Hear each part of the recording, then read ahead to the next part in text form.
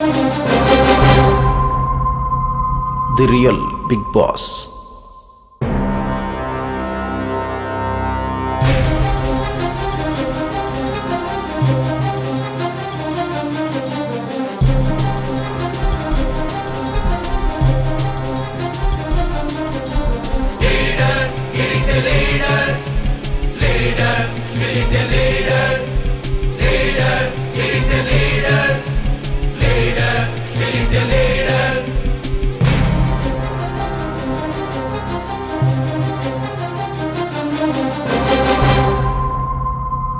The Real Big Boss.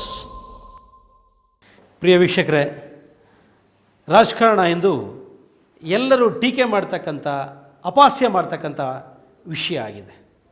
ಇಂದು ಜನಪ್ರತಿನಿಧಿ ಆಗ್ತಕ್ಕಂಥವರು ಎಷ್ಟು ಹೋರಾಟಗಳನ್ನು ಮಾಡಿ ಆ ಹಂತಕ್ಕೆ ಬಂದಿರ್ತಾರೆ ಅಂತಕ್ಕಂಥ ಅಂಶವನ್ನು ಯಾರೂ ಪರಿಗಣನೆಗೆ ತೆಗೆದುಕೊಳ್ಳೋದಿಲ್ಲ. ಒಬ್ಬ ರಾಜಕಾರಣಿ ಅಥವಾ ಜನಪ್ರತಿನಿಧಿಯಾಗಿ ಆ ಹಂತ ಅಂದರೆ ಒಂದು ಶಾಸಕ ಸ್ಥಾನ ಅಥವಾ ಸಂಸದ ಸ್ಥಾನಕ್ಕೆ ಬರುವವರೆಗೂ ಆತ ಎಷ್ಟೆಲ್ಲ ಹೋರಾಟಗಳನ್ನು ಮಾಡಿರ್ತಾನೆ ಅಂತಕ್ಕಂಥದ್ದನ್ನು ಯಾರೂ ಯೋಚನೆ ಮಾಡೋದೇ ಇಲ್ಲ. ರಾಜಕಾರಣಿ ಒಬ್ಬ ಭ್ರಷ್ಟ, ಒಬ್ಬ ಸುಳ್ಳುಗಾರ, ಒಬ್ಬ ಮೋಸಗಾರ ಅಂತಕ್ಕಂಥ ಮಾತುಗಳನ್ನು ಮಾತ್ರ ಇವತ್ತು ಎಲ್ಲ ಕಡೆ ಚರ್ಚೆ ಆಗ್ತಕ್ಕಂಥದ್ದನ್ನು ನಾವು ನೋಡ್ತೇವೆ. ಆದರೆ ಒಬ್ಬ ರಾಜಕಾರಣಿಯ ರಾಜಕೀಯೇತರ ಜೀವನದ ಬಗ್ಗೆ ನಾವು ಗಮನಿಸಲಿಕ್ಕೆ ಹೋದಾಗ ಅಲ್ಲಿ ಬಹಳಷ್ಟು ಅಂಶಗಳು ನಮಗೆ ಎಳೆಯಾಗಿ ತನ್ನ ಜೀವನದಲ್ಲಿರ್ತಕ್ಕಂಥ ಎಲ್ಲ ಅಂಶಗಳು ನಮಗೆ ತಿಳಿಯುತ್ತೆ. ಅದನ್ನು ನಾವು ಇಂದು ತಿಳ್ಕೊಳ್ತಕ್ಕಂಥ ಪ್ರಯತ್ನವನ್ನು ಲೀಡರ್ ಎಂಬ ಕಾರ್ಯಕ್ರಮದಲ್ಲಿ ನಾವು ನೋಡ್ತಾ ಇದ್ದೇವೆ. ನಮ್ಮೆಲ್ಲ ಶಾಸಕರ ಹಾಗೂ ಸಂಸದರ ರಾಜಕೀಯೇತರ ವೈಯಕ್ತಿಕ ಜೀವನದ ಸಂಪೂರ್ಣ ಚಿತ್ರಣವೇ leader, the real big boss.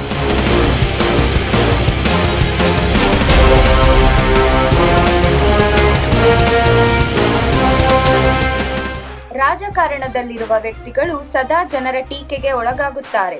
ಜನಪ್ರತಿನಿಧಿಗಳು ತಮ್ಮ ದಿನದ ಹೆಚ್ಚು ಸಮಯವನ್ನು ಜನರ ಕಷ್ಟ ಸುಖಗಳಿಗೆ ಮೀಸಲಿಟ್ಟಿರುತ್ತಾರೆ. ಆದರೂ ಅವರಿಗೆ ಒಳ್ಳೆಯ ಹೆಸರು ಬರುವುದು ಕಡಿಮೆ. ಎಲ್ಲಾ ಟೀಕೆಗಳನ್ನು ಮೀರಿ ಜನಸೇವೆಯಲ್ಲಿ ತೊಡಗಿಕೊಂಡಿರುವ ಶಾಸಕ ಸಂಸದರ ಜೀವನ ಚಿತ್ರಣವೇ ನಮ್ಮ ಈ ಲೀಡರ್ ಕಾರ್ಯಕ್ರಮ.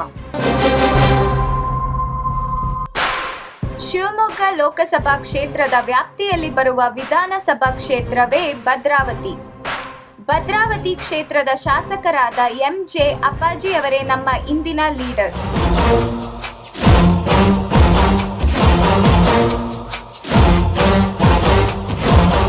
ರಾಜಕಾರಣಕ್ಕೆ ವಿಭಿನ್ನ ಕ್ಷೇತ್ರದಲ್ಲಿರುವ ವ್ಯಕ್ತಿಗಳು ಪ್ರವೇಶ ಮಾಡುತ್ತಾರೆ. ಅಂತಹ ವ್ಯಕ್ತಿಗಳಲ್ಲಿ ಒಬ್ಬ ಸಾಮಾನ್ಯ ಡಿ ದರ್ಜೆಯ ನೌಕರರಾಗಿ ವಿಐಎಸ್ಎಲ್ ಕಾರ್ಖಾನೆ ಸೇರಿದ ಎಂ.ಜೆ. ಅಪ್ಪಾಜಿ ಇಂದು ಭದ್ರಾವತಿಯ ಜನರ ಪ್ರೀತಿಯ ಶಾಸಕರಾಗಿದ್ದಾರೆ.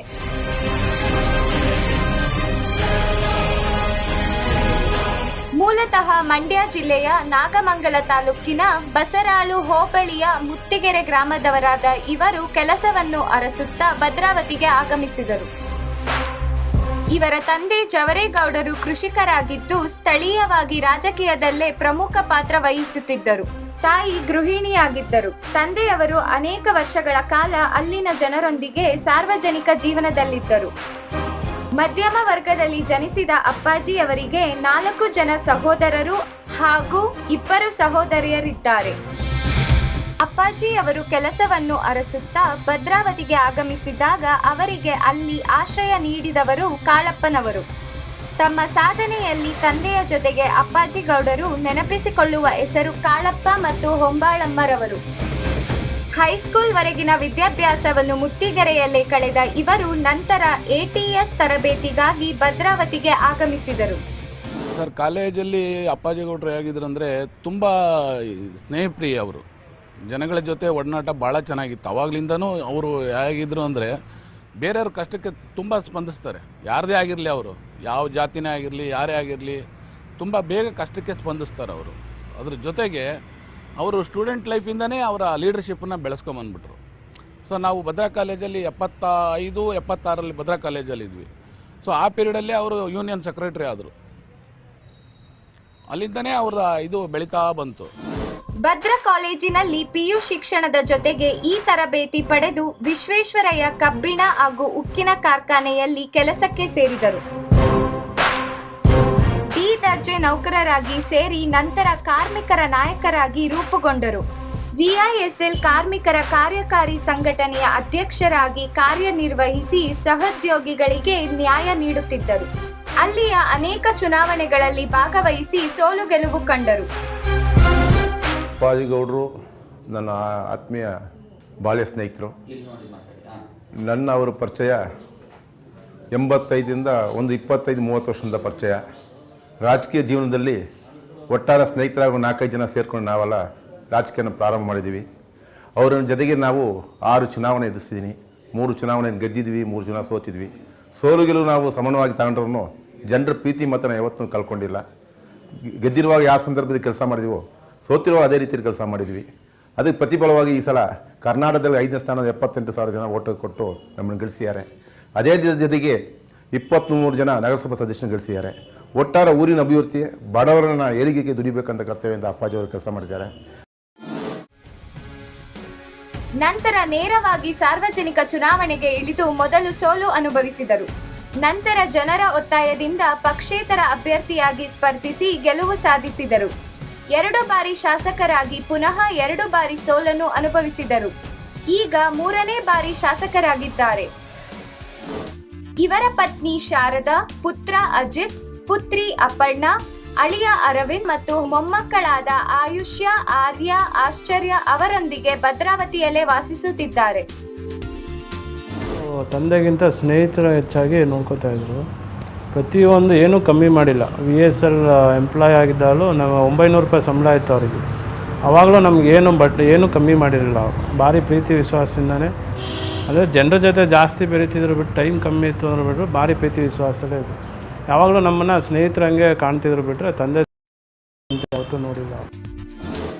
ಒಬ್ಬ ಸಾಮಾನ್ಯ ನೌಕರ ಇಂದು ಭದ್ರಾವತಿಯಲ್ಲಿ 3 ಬಾರಿ ಶಾಸಕರಾಗಿ ಆಯ್ಕೆಗೊಂಡಿದ್ದಾರೆ ಎಂದರೆ ಅಪ್ಪಾಜಿ ಅವರು ನಿಜವಾದ ಲೀಡರ್ ಅಲ್ಲವೇ?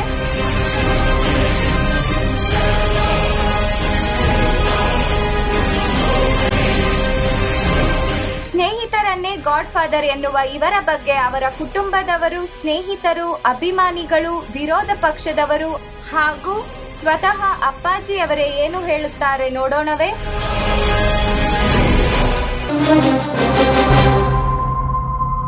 The real big boss.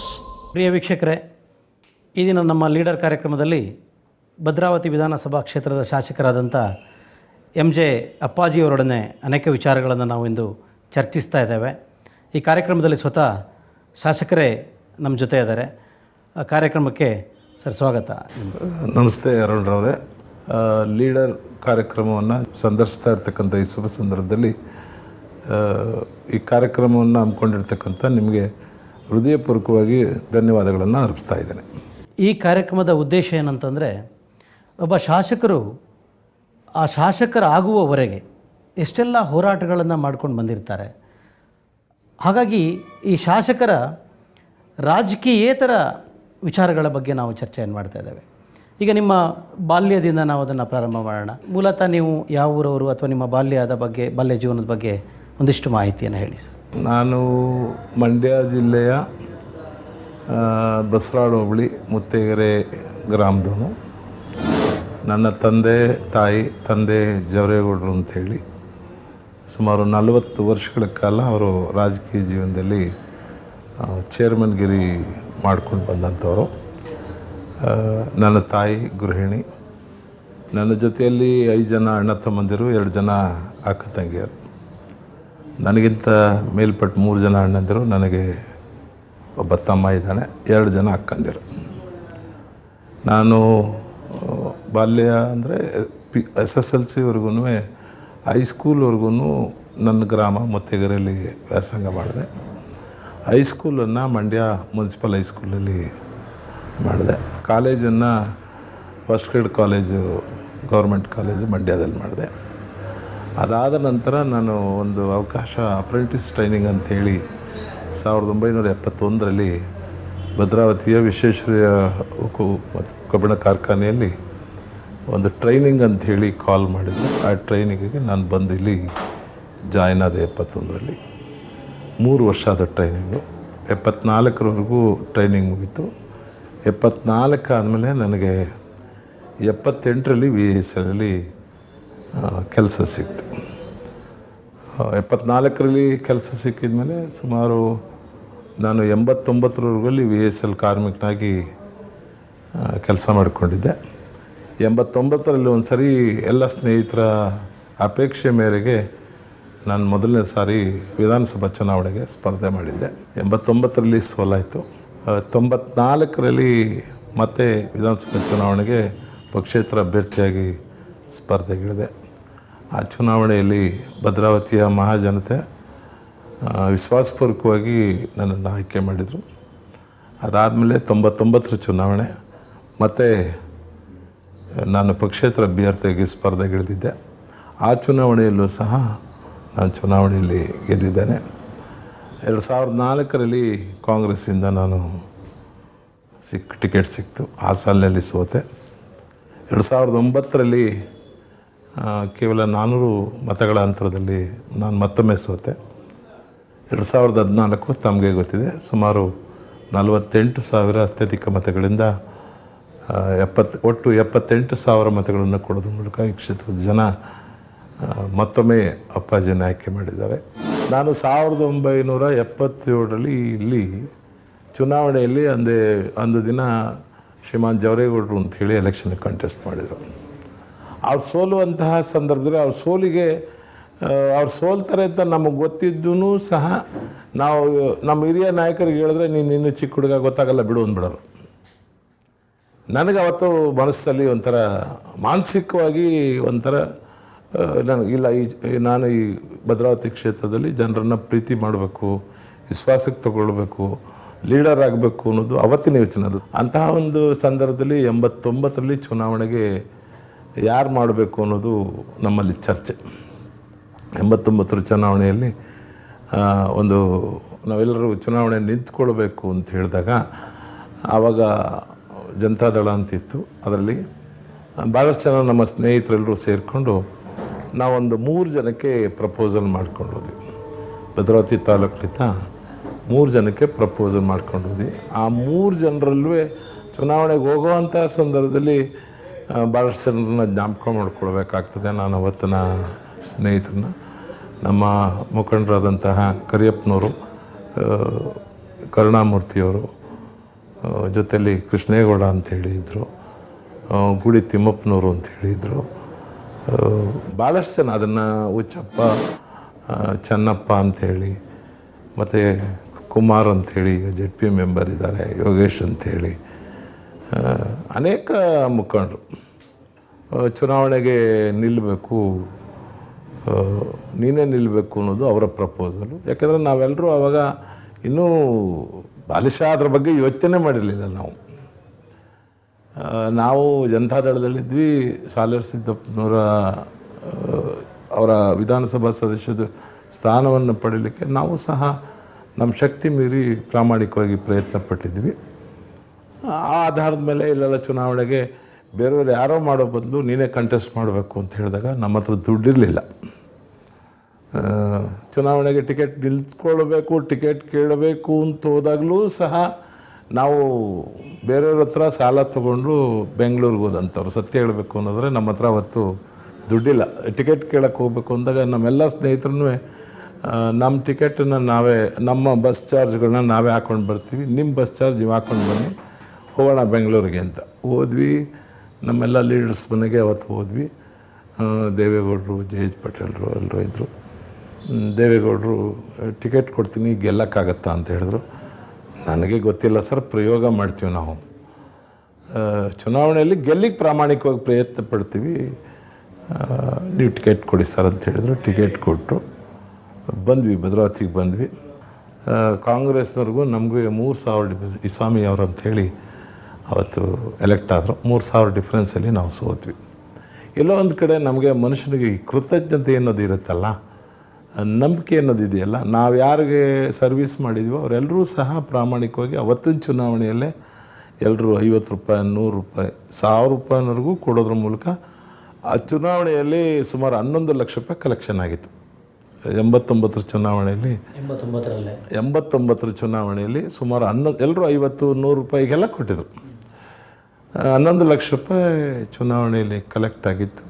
ಚುನಾವಣೆ ಗೆದ್ವಿ. ಮಾರನೇ ದಿನ ರಿಸಲ್ಟ್ ಬಂದು ಸೋತ್ಮೇಲೆ ನಮಗೇನು ಬೇಜಾರಾಗಲಿಲ್ಲ ಆ್ಯಕ್ಚುಲಿ. VSL ಪಾರ್ಕಲ್ಲಿ ಹೋಗಿ ಕೂತ್ಕೊಂಡ್ವಿ, ಎಲ್ಲ ಸ್ನೇಹಿತರಿಗೂ ಕರೆದ್ವಿ, ನೋಡಪ್ಪ ಸೋತಿದ್ವಿ ಅಂತ ಯಾರು ಬೇಜಾರು ಮಾಡ್ಕೊಳ್ಳೋದು ಬೇಡ, ಜನ ನಮ್ಮನ್ನು ಪ್ರೀತಿ ಪಟ್ಟಿದ್ದಾರೆ, ಇಲ್ಲೇನು ಸೋಲನ್ನು ನಾವೇನೋ ಕಳ್ಕೊಂಡು ಇಲ್ಲ, ಹಾಗಾಗಿ ನಾವೇನೋ ಕಳ್ಕೊಂಡಿದ್ದೀವಿ ಅಂಥೇಳಿ ಚಿಂತೆನೂ ಮಾಡೋದು ಬೇಡ, ನಾನು ಕಾರ್ಖಾನೆಗೆ ಹೋಗ್ಬಿಡ್ತಾಯಿದ್ದೀನಿ ನಾಳೆ ಬೆಳಗ್ಗೆಯಿಂದ, ನೀವು ಯಾರೂ ಬೇಜಾರು ಮಾಡ್ಕೊಳ್ಳೋದು ಬೇಡ, ನಿಮ್ಮ ಪಾಡಿಗೆ ನೀವೆಲ್ಲರೂ ಕೆಲಸಕ್ಕೆ ಹೋಗ್ಬೇಕು ಅಂಥೇಳಿ ಬೆಳಗ್ಗೆ ಎದ್ದು ನನ್ನ ಕಂಪ್ನಿಗೆ ಕೆಲಸಕ್ಕೆ ಹೋದೆ. ಅದಾದ ನಂತರ ನಿರಂತರವಾಗಿ ನಾವು ಅದು, ಯಾಕೆಂದರೆ ಅದು ಆಗಲೇ ಅಭ್ಯಾಸ ಆಗೋಗ್ಬಿಟ್ಟು, ಜನರು ಇಲ್ಲದೇ ನಾವು ಬದುಕೋಕ್ಕೆ ಆಗೋದೇ ಇಲ್ಲ ಅನ್ನೋ ಮಟ್ಟಿಗೆ ಆಗಲೇ ಅದು ಅಭ್ಯಾಸ ಮಾಡ್ಕೊಂಡು ಬಿಟ್ಟಿದ್ವಿ ನಾವು.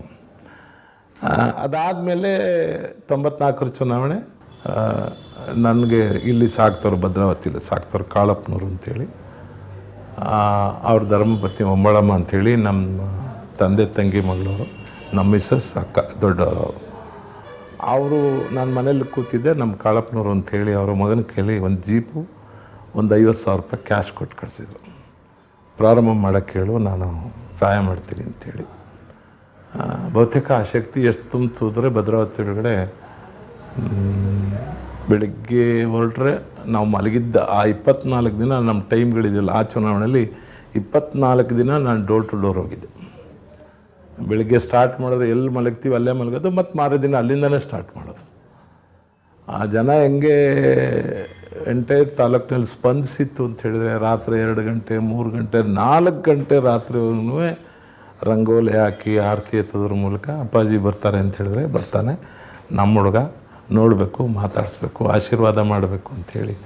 ಆ ಚುನಾವಣೆಯಲ್ಲೂ ಅಷ್ಟೇ ಎಲ್ಲರೂ ಅವರವರೇ ದುಡ್ಡು ಕೊಡೋದ್ರ ಮೂಲಕ ಚುನಾವಣೆಯನ್ನು ಪೂರ್ಣ ಪ್ರಮಾಣದಲ್ಲಿ ಖರ್ಚು ವೆಚ್ಚ ಎಲ್ಲ ಅವರೇ ವಹಿಸ್ಕೊಳ್ಳೋದು, ಅವರೇ ಮಾಡೋದು, ಅವರೇ ಚುನಾವಣೆ.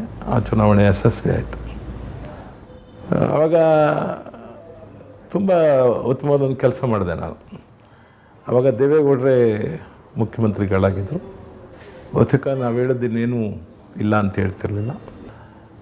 ಇದು ಒಂದು ಸತ್ಯ ಹೇಳಬೇಕು ಅನ್ನೋದರೆ ಎಲ್ಲೋ ಒಂದು ಭಾಗದಲ್ಲಿ ನಾವು ಡೋರ್ ಟು ಡೋರ್ ಅಂದರೆ ಕಂಪಲ್ಸರಿ ಎಲ್ಲ ಮನೆಗಳನ್ನೂ ಮುಟ್ಟಿದ್ದೀನಿ. ಆ ಸಂದರ್ಭದಲ್ಲಿ 94ಅಲ್ಲಿ ಒಂದು ಕನ್ಸರ್ವೆನ್ಸಿಲಿ ಹೋಗ್ತಾಯಿದ್ವಿ. ಅಲ್ಲಿ 7 ಮನೆಗಳಿದೆ. 7 ಮನೆಯಲ್ಲಿ 6 ಮನೆಯವರು ಆರತಿ ಎತ್ತಿದ್ರು, ಇನ್ನೊಂದು ಮನೆಯವರು ಆರತಿ ಎತ್ತಿರಲಿಲ್ಲ. ಆ ಕಡೆಯಿಂದ ಬರಬೇಕಾದ್ರೆ ಅವರು ಸಹ ವಿಧಿ ಇಲ್ಲ, 6 ಜನ ಎತ್ತಿದ ಮೇಲೆ ನಂದೇನು ಅಂಥೇಳಿ ಆರತಿ ಎತ್ತಿದ್ರು. ಆರತಿ ಎತ್ತಾದಮೇಲೆ ಅವ್ರ ಗಂಡನಿಗೆ ಗೊತ್ತಾಗಿದೆ, ಅವರು ರಾತ್ರಿ ಬಂದು ಹೊಡೆದು ಬಿಟ್ಟಿದ್ದಾರೆ. ನಾವು ಪಕ್ಕ RSSನವರು ಅಪ್ಪಾಜಿಗೆ ಹಂಗೆ ನೀನು ಆರತಿ ಎತ್ತಿದೆ ಅಂಥೇಳಿ. ಆ ಹೆಣ್ಮಗಳು ಹೇಳ್ಕೊಂಡಿದ್ದಾಳಲ್ರಿ, ನನ್ನ ವಠಾರದಲ್ಲಿ 6 ಜನ ಆರತಿ ಎತ್ತಾಗ ನಾನೊಬ್ಬಳು ಮುಖವನ್ನು ನೋಡ್ಕೊಂಡು ಕೂತ್ಕೊಳ್ಳೋಕ್ಕಾಗಲಿಲ್ಲ, ಹಿಂಗಾಯಿತು ಅಂತ ಹೇಳ್ಬಿಟ್ಟಿದ್ದಾರೆ. ಅದರಲ್ಲಿ ಅವ್ರ ಮಗು ಇದೆಯಲ್ಲ, ಆ ಮಗುನೂ ಸಹ ಬೆಳಗ್ಗೆ ಒಂದು ಸರಿ ಡ್ಯಾಡಿ ಅಪ್ಪಾಜಿಗೆ ಓಟ್ ಹಾಕಬೇಕು, ರಾತ್ರಿ ಮಲಗುವಾಗಲೂ ಅಪ್ಪಾಜಿಗೆ ಓಟ್ ಹಾಕಬೇಕು. ಆ ಚುನಾವಣೆ ಹೆಂಗಿತ್ತು ಅನ್ನೋದಕ್ಕೆ. ಆ ಚುನಾವಣೆ ದಿನ ನಾನು ಅಲ್ಲಿ ಬೂತನಗುಡಿಯಲ್ಲಿ ನಿಂತಿದ್ದೆ ನಾನು. ಆ ಸಂದರ್ಭದಲ್ಲಿ ಆ ಮಗು ಎತ್ಕೊಂಡು ಬರ್ತಾಯಿದ್ರು ಅವರು.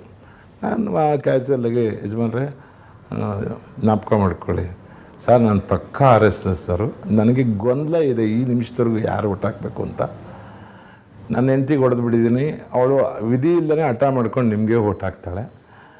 ನಾನು ಯಾರಿಗೆ ಓಟ್ ಹಾಕಬೇಕು ಅಂತ ನನಗಿನ್ನೂ ಗ್ಯಾರಂಟಿ ಇಲ್ಲ ಸರ್. ನನ್ನ ಮಗ ಬೆಳಿಗ್ಗೆ ಒಂದು ಸರಿ ಡ್ಯಾಡಿ ಅಪ್ಪಾಜಿಗೆ ಜೈ ಅಂತಾನೆ, ರಾತ್ರಿ ಮಲಗುವಾಗ ಅಪ್ಪಾಜಿಗೆ ಜೈ ಅಂತಾನೆ. ನನಗೂ ಕನ್ಫ್ಯೂಸ್ ಆಗಿದೆ, ಯಾರಿಗೆ ಓಟ್ ಹಾಕ್ತೀನಿ ಗೊತ್ತಿಲ್ಲ ಸರ್ ಅಂದರು. ಅದೆಷ್ಟು ಮಟ್ಟಿಗೆ ಅದು ಆಕರ್ಷಣೆ ಇತ್ತು ಅಂದರೆ, ನನಗಿನ್ನೂ ಸ್ವಲ್ಪ ಜ್ಞಾಪಕ ಇದೆ. ಇಲ್ಲಿ ನಾರಾಯಣಪ್ಪನವರು ಅಂಥೇಳಿ ಇಲ್ಲೊಬ್ಬರು ನಮ್ಮ ಜನ್ನಾಪುರದಲ್ಲಿ ಸೀನಿಯರ್ ಲೀಡ್ರ್ ಅವರು.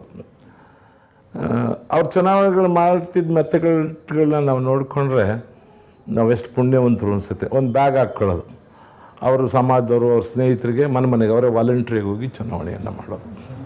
ಇಂಥ ಅದ್ಭುತವಾದಂತಹ ಅವತ್ತಿನ ಒಂದು ನನಗೆ ಜನಶಕ್ತಿ ಸಿಕ್ಕಿತ್ತು 1994ರಲ್ಲಿ. ಅದಾದಮೇಲೆ 99 ಚುನಾವಣೆಯಲ್ಲೂ ಸಹ ನಾನು ಯಾವುದೇ ರೀತಿಯ ಖರ್ಚು ವೆಚ್ಚ ಇಲ್ಲದೇ 94 ಚುನಾವಣೆಯಲ್ಲೂ ಸಹ ಅದ್ಭುತವಾದಂಥ ಜಯ. 2004 ಚುನಾವಣೆ ಹೆಂಗಪ್ಪ ಅಂತ ಹೇಳಿದ್ರೆ ನನಗಿನ್ನೂ ಜ್ಞಾಪಕ ಇದೆ. ಸೋಲನ್ನು ಹೆಂಗೆ ಸೋಲಿಸಿದ್ರು ಅಂದರೆ, ಈ ಅಪ್ಪಾಜಿಯವರು ಹೇಳೋರಪ್ಪ, ಅವ್ರ ಜೊತೆಲಿ ಬೆಳೆಯೋರು ಎಡಗಡೆ ಬಲಗಡೆ ಮುಂದ್ಗಡೆ ಬೆಳೆಯೋರು ಯಾರು ಒಳ್ಳೆಯಲ್ಲ. ಒಂದು ಸಾರಿ ಅವ್ರಿಗೆ ಸೋಲಿಸ್ಬಿಟ್ರೆ ಇವರೆಲ್ಲ ಸರಿ ಹೋಗ್ಬಿಡ್ತಾರೆ. ಸೋತಾದಮೇಲೆ ನನಗೆ ಸಿದ್ದಾಪುರದಲ್ಲಿ ಒಂದು ಸನ್ಮಾನ ಮಾಡಿದರು. ಸೋತಾದಮೇಲೆ ನಾನು ಅವ್ರಿಗೆ ಬೈದೆ, ಅಲ್ಲಯ್ಯ ಎಲ್ಲ ಗೆದ್ದವರು ಸನ್ಮಾನ ಮಾಡೋದು ನಾನು ನೋಡಿದ್ದೀನಿ, ಸೋತ ಮೇಲೆ ಕರ್ಕೊಂಡು ಬಂದು ನೀವು ಸನ್ಮಾನ ಮಾಡ್ತಿರಲ್ಲ, ಇದೇನು ನನಗೇನು ಸರಿ ಇರಿಸ್ತಿಲ್ಲ. ನಾವೇನು ನಿಮಗೆ ಸೋಲಿಸಿಲ್ಲ, ನಾವು ಸೋಲಿಸಿರೋದು ಇವನು ಲೆಫ್ಟಲ್ಲಿರೋನ್ಗೆ ರೈಟಲ್ಲಿರೋನ್ಗೆ ಬ್ಯಾಕ್ಲಲ್ಲಿರೋನ್ ಬಿಟ್ಟರೆ ನಾವೇನು ಅಪ್ಪಾಜಿಗೆ ಸೋಲಿಸಿಲ್ಲ. ನಾವು ಅಪ್ಪಾಜಿ ನಾವು ನೋಡೋ ದೃಷ್ಟಿಕೋನನೇ ಬೇರೆ, ನಾವು ಸೋಲಿಸಿರೋದೇ ಬೇರೆ ದೃಷ್ಟಿಕೋನಕ್ಕೆ. ಆಯ್ತಪ್ಪ ಇನ್ನೇನು ಮಾಡಲಿಕ್ಕೆ ಬರ್ತದೆ, ಸರಿ ಬಿಡು ಅಂತಿದ್ವಿ. 2004ರಲ್ಲಿ ಮತ್ತು ನಮ್ಮದೇನು ಸರ್ವಿಸ್ ಏನು ಎಲ್ಲೂ ನಿಲ್ಲಿಸಿರಲಿಲ್ಲ ನಾವು. 2009ರಲ್ಲಿ ನಮ್ಮ ಸ್ವಯಂಕೃತ ಅಪರಾಧ, ನಾವು 2009ರಲ್ಲಿ ಸೋಲಿಕ್ಕೆ ಜನರು ಸೋಲಿಸ್ತಿಲ್ಲ ನಮಗೆ. ಕಾರಣ ನಮಗೆ ಹೆಚ್ಚು ಖರ್ಚು ವೆಚ್ಚಕ್ಕೆ ಆಗದಿರೋ ದುಡ್ಡಿನ ಅಭಾವ, ಮೇಜರಾಗಿ ತುಂಬ ಮೇಜರಾಗಿ ನಮಗೆ ದುಡ್ಡಿನ ಅಭಾವ. ಜನರನ್ನು ಸಂಪರ್ಕ ಮಾಡಲಿಕ್ಕೆ ಅಷ್ಟು ಕೊರತೆ ದುಡ್ಡಿನ ಅಭಾವ. ನಾವೆಲ್ಲರೂ ಸಾಮಾನ್ಯವಾಗಿ 20-25 ವರ್ಷಗಳಲ್ಲಿ ನಮಗೇನಾರ ಬಂದಿದ್ದು ಅದು ಖರ್ಚು ವೆಚ್ಚಕ್ಕೆ ನಮ್ಮ ಜನರ ಮಧ್ಯೆ ಅಷ್ಟಕ್ಕೆ ಒಂದು ನಮ್ಮ ಇತಿಮಿತಿಯಲ್ಲೇ ಬದುಕೋದಕ್ಕೆ ಪ್ರಾಮಾಣಿಕವಾಗಿ ಪ್ರಯತ್ನ ಪಟ್ಟಿದ್ದೀವಿ. ಬಿಟ್ಟರೆ ನಾವು ಈ ರಾಜಕೀಯ ಜೀವನವನ್ನು ಆಡಂಬರವಾಗಿ ಮತ್ತಿನ್ಯಾವುದೋ ವೈಭವದ ರಾಜಕೀಯ ಜೀವನವನ್ನು ನಾವು ಯಾವತ್ತೂ ಮಾಡ್ಕೊಂಡು ಬರಲಿಲ್ಲ. ಇದ್ರ ಜೊತೆಗೆ 2ನೇ ಚುನಾವಣೆಯಲ್ಲಿ ಗೆಲ್ಲಲಿಕ್ಕೆ ಸಾಮಾನ್ಯವಾಗಿ ನಮಗೆ GC ಪ್ರಕಾಶ್ ಇವತ್ತು DC ಆಗಿದ್ದರು, ಈಗ MSLಲ್ಲಿ ಅಧಿಕಾರಿ MD ಆಗಿದ್ದಾರೆ. ಕಾರಣ ಏಕೆಂದರೆ 2004ರಲ್ಲಿ ನಮ್ಮ ಜೊತೆಲಿ ಅವರು ಇಲ್ಲಿ BDO ಕೆಲಸ ಮಾಡ್ತಿದ್ರು. ಸಾಮಾನ್ಯವಾಗಿ ಒಬ್ಬ ಅಧಿಕಾರಿಗೆ ಜ್ಞಾಪಕ ಮಾಡ್ಕೊಳ್ಬೇಕಾದ್ರೆ ಎಲ್ಲರೂ ಒಂಥರ ಆ ಕೆಲಸದ ವೈಖರಿ ಮೇಲೆ ನಾವು ಜ್ಞಾಪಕ ಮಾಡ್ಕೊಳ್ತೀವಿ. ಸಾಮಾನ್ಯವಾಗಿ ನಾನು ಅವರು ತುಂಬ ಆತ್ಮೀಯರು. ಆವಾಗ ಅಲ್ಲಿ BDO ಆಗಿದ್ದರು, MLA ಆಗಿದ್ದೆ. ಆ ಸಂದರ್ಭದಲ್ಲಿ ಪ್ರಕಾಶ್ ಇದೀಗ ಕೆಲಸ ಆಗಬೇಕು ಅಂದರೆ ನನಗೆ ಸಾಯಂಕಾಲದೊಳಗೆ ಕೆಲಸ ಮಾಡಿಬಿಟ್ಟು ಇದು ಮಾಡಿದ್ದೀನಿ ಸರ್ ಅನ್ನೋದು. 99ರ ಚುನಾವಣೆ ಸಾಮಾನ್ಯವಾಗಿ ಹೆಚ್ಚು ಶಕ್ತಿ ತುಂಬಿದಂಥವ್ರು ಪ್ರಕಾಶ್ ಅವತ್ತು. ಏಕೆಂದರೆ ಸಾಮಾನ್ಯವಾಗಿ ಜನರು ಅಲ್ಲಿವರೆಗೂ ಈ ಕಾಂಗ್ರೆಸ್ನಲ್ಲಿ ಕತ್ತೆ ನಿಲ್ಲಿಸಿದ್ರು ಗೆಲ್ಲಿಸ್ತದೆ, ಕೆಲಸ ಇಲ್ಲದಲ್ಲಿ ಆ ಫೋಟೋಗಳು ನೋಡಿ ಓಟ್ ಹಾಕುವಂಥ ಜನ ಇದ್ದರು. ಅಲ್ಲ, 1994 ನಂತರ ಕೆಲಸ ಮಾಡಿದವ್ರಿಗೆ ಮಾತ್ರ ನಾವು ಗುರುತಿಸ್ತೀವಿ ಅನ್ನೋ ಮಾತು ಇತ್ತು. ಸರ್, ಈಗ ನೀವು ರಾಜಕೀಯದಲ್ಲಿ ಯಾವ ರೀತಿಯಾಗಿ ಒಂದು ಹಂತವನ್ನು ತಲುಪ್ತೀರಿ ಅಂತಕ್ಕಂಥ ಅಂಶಗಳನ್ನು ಭಾಳಷ್ಟು ಮಾಹಿತಿಗಳು ನೀಡಿದ್ದೀರ. ಈಗ ಪ್ರಾರಂಭದಲ್ಲಿ ನೀವು ಮಂಡ್ಯದಲ್ಲಿ ನಿಮ್ಮ ಏನು ಮೂಲ ಊರಿದೆ ಅಲ್ಲಿನ ಜೀವನದ ಬಗ್ಗೆ, ನಿಮ್ಮ ತಂದೆ ತಾಯಿಗಳ ಬಗ್ಗೆ ಒಂದಿಷ್ಟು ಮಾಹಿತಿಯನ್ನು ಕೊಡಿ ಸರ್. ನಾವು ಅಲ್ಲಿ ಮಿಡ್ಲ್ ಕ್ಲಾಸ್ ಪೀಪಲ್, ಮಧ್ಯಮ ವರ್ಗದವರು. ನನ್ನ ತಂದೆ ಒಬ್ಬ ಆದರ್ಶವಾದಿ. ಬಹುತೇಕ ನಮ್ಗೆ ಯಾರಿಗೂ ಅವರ ಯೋಗ್ಯತೆಗೆ ಹೋಲಿಸ್ಕೊಳ್ಳುವಂಥ ಶಕ್ತಿ ಇಲ್ಲ ಅಂತ ನಾನು ಅಂದ್ಕೊಂಡಿದ್ದೀನಿ. ಭಾಳ ದೊಡ್ಡ ಮನುಷ್ಯ. ಆ ಒಂದು ಗ್ರೂಪ್ ಪಂಚಾಯಿತಿಯಲ್ಲಿ ಅಲ್ಲಿ ಬಸರಾಳ ಹೋಬಳಿ ಅಂತಿದೆ. ಆ ಬಸರಾಳ ಹೋಬಳಿಯಲ್ಲಿ ಭಾಳ ದೊಡ್ಡ ಮನುಷ್ಯ ಅಂದರೆ ಕೆಲವು ವಿಚಾರಗಳಲ್ಲಿ ಅವರಿಲ್ಲದೇ ಯಾವುದೂ ತೀರ್ಮಾನ ಆಗೋದೇ ಇಲ್ಲ ಅನ್ನೋ ಟೈಪಲ್ಲಿ ಜನರ ನಂಬಿಕೆ, ಅಪಾರವಾದಂಥ ನಂಬಿಕೆ. ನನಗದೊಂಥರ ಹೆಮ್ಮೆ. ಅವ್ರ ಆದರ್ಶ ಇದೆಯಲ್ಲ, ಇವತ್ತು ಜ್ಞಾಪಕ ಮಾಡಿಕೊಂಡ್ರೆ ಒಂದು ಸಾರಿ ಅವರಿಲ್ಲ ನಮ್ಮ ಮಧ್ಯ. ನಾನು ಮೊದಲನೇ ಚುನಾವಣೆಯಲ್ಲಿ ನಿಂತಾಗ ಒಂದು ಹಳ್ಳಿಲಿ ಹೋಗಿದ್ದೆ. ನಾನು ಒಂದು ಹೆಣ್ಮಗಳು ಕಾಂಗ್ರೆಸ್ಗೆ ಅನೌನ್ಸ್ ಮಾಡ್ತಾಯಿದ್ದು. ನಾನು ಅವಳ ಹತ್ರ ಕೇಳಿಕೊಂಡೆ, ಇಲ್ಲ ನನಗೆ ಚುನಾವಣೆ ಮಾಡು, ಇಲ್ಲ ನನ್ನ ಕಾಂಗ್ರೆಸ್ಸು ನಾನು ಮಾಡೋದೇ ಇಲ್ಲ, ನನಗೆ ಯಾಕ್ರಿ ನೀವು ಮಾತಾಡಿಸ್ತೀರಾ, ಹೋಗಲಿ ನಿಮ್ಮ ಮನೇಲಿ ಒಂದು ಲೋಟ ನೀರು ಕೊಡು, ನಮ್ಮ ಮನೇಲೇ ಕುಡಿಬೇಕು ಅಂತೇಳಿದೆ, ಕೊಡಲ್ಲ ಹೋಗ್ರಿ, ನೀವು ಬೇರೆ ಪಕ್ಷದವರು ನಾವು ಬೇರೆ ಪಕ್ಷದವರು. ಕೊನೆಗೆ ನನಗೆ ಒಂದು ಸುಮ್ಮನೆ ಹಿಂಗೆ ಚರ್ಚೆ ಮಾಡ್ತಾ ನೀನು ಯಾವ್ದು ಯಾಕೆ ಬೇಕು ಅಂತ, ಹೋಗಲಿ ನಿಮ್ಮ ಮೂರಾರ ಹೆಸರು ಹೇಳಮ್ಮ ಅಂದೆ. ನಮ್ಮೂರು ಮೇಲ್ಗಡೆ ಗಂಗೋಡು ಮಲ್ಲಿಗೆರೆ ಅಂತಿದೆ, ಗಂಗೋಡು ಮಲ್ಲಿಗೆರೆಗಳು ಅಂತ ಹೇಳಿದ್ದು.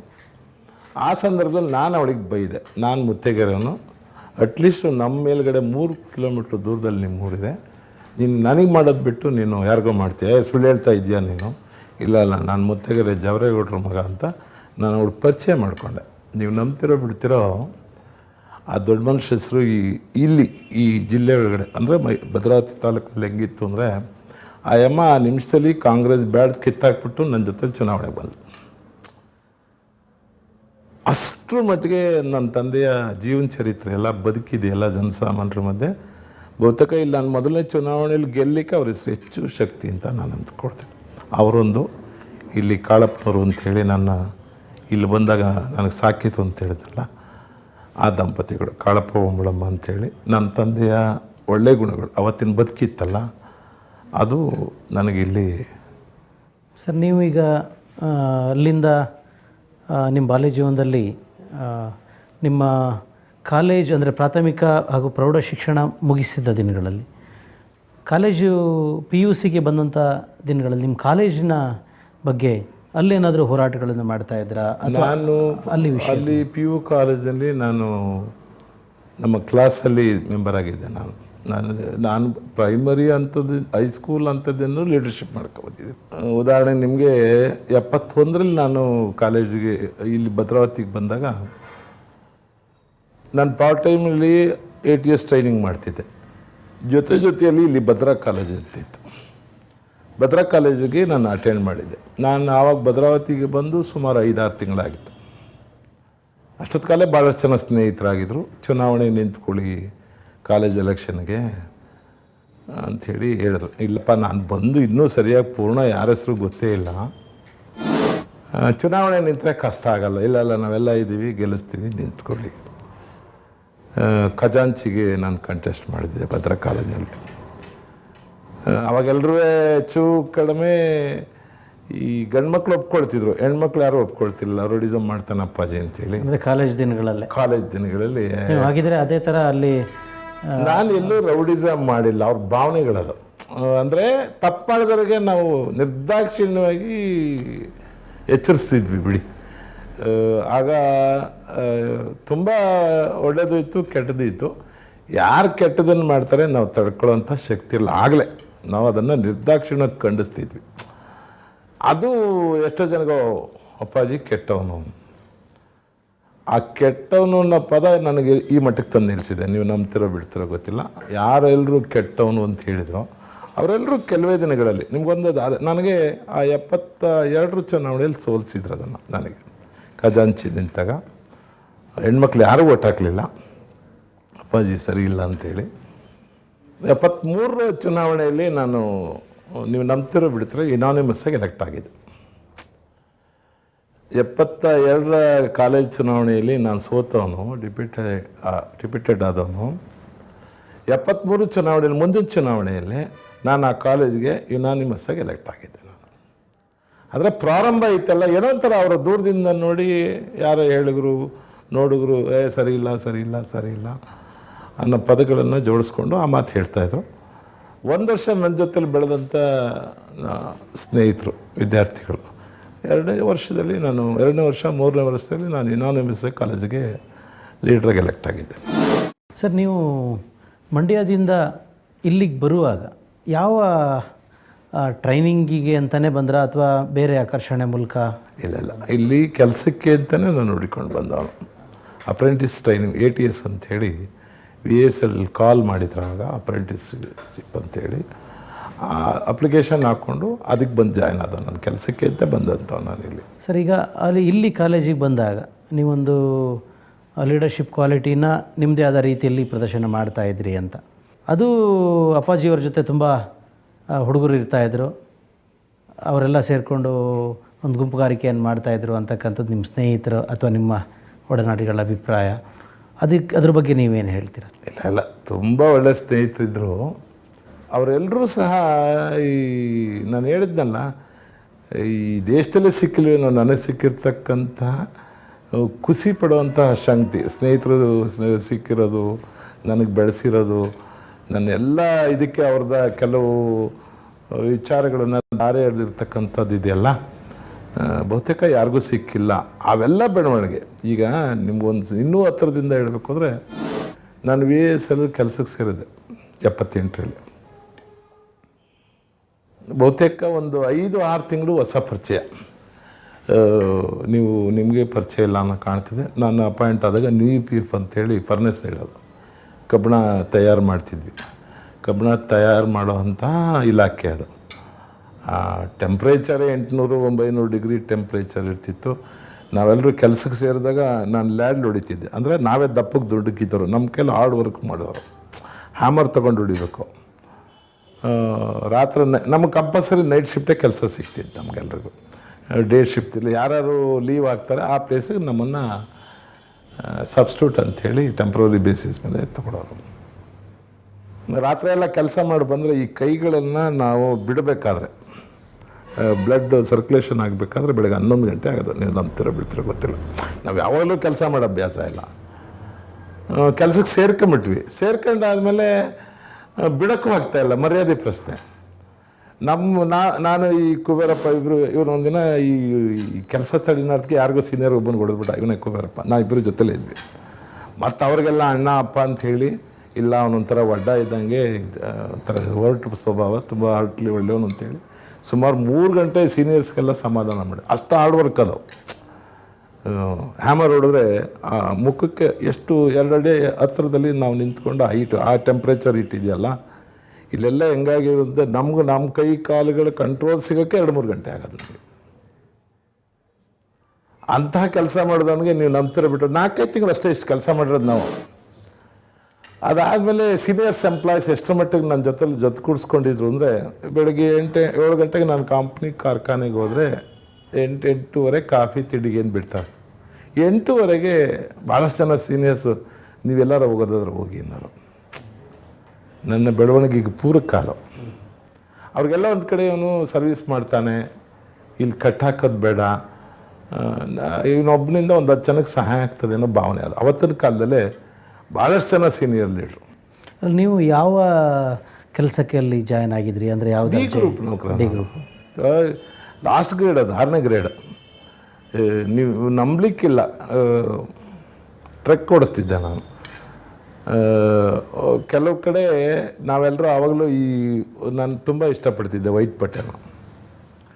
ವೈಟ್ ಪ್ಯಾಂಟು ಶರ್ಟ್ ಹಾಕ್ಕೊಂಡೋದ್ರೆ ನಮ್ಮ ಸೀನಿಯರ್ ಎಂಪ್ಲಾಯೀಸ್, ಇವನೇನು 6ನೇ ಗ್ರೇಡ್ ಎಂಪ್ಲಾಯಿ, ಇವನು ಇಷ್ಟು ವೈಟ್ ಪ್ಯಾಂಟು ವೈಟ್ ಶರ್ಟ್ ಹಾಕ್ಕೊಂಬರ್ತಾನಲ್ಲ, ಇವ್ನು ಕೆಲೇನಾರು ಮಾಡಿ ಕಸ ಗುಡಿಸ್ಬೇಕು ಅಂಥೇಳಿ, ಆ ಕಸ ಗುಡ್ಸೋಕ್ಕೆ ಅಂತೇಳಿ ಲಾಸ್ಟ್ ಗ್ರೇಡಲ್ಲಿ ಹೆಣ್ಮಕ್ಳಿಗೆ ಇಟ್ಕೊಡ್ತಿದ್ರು.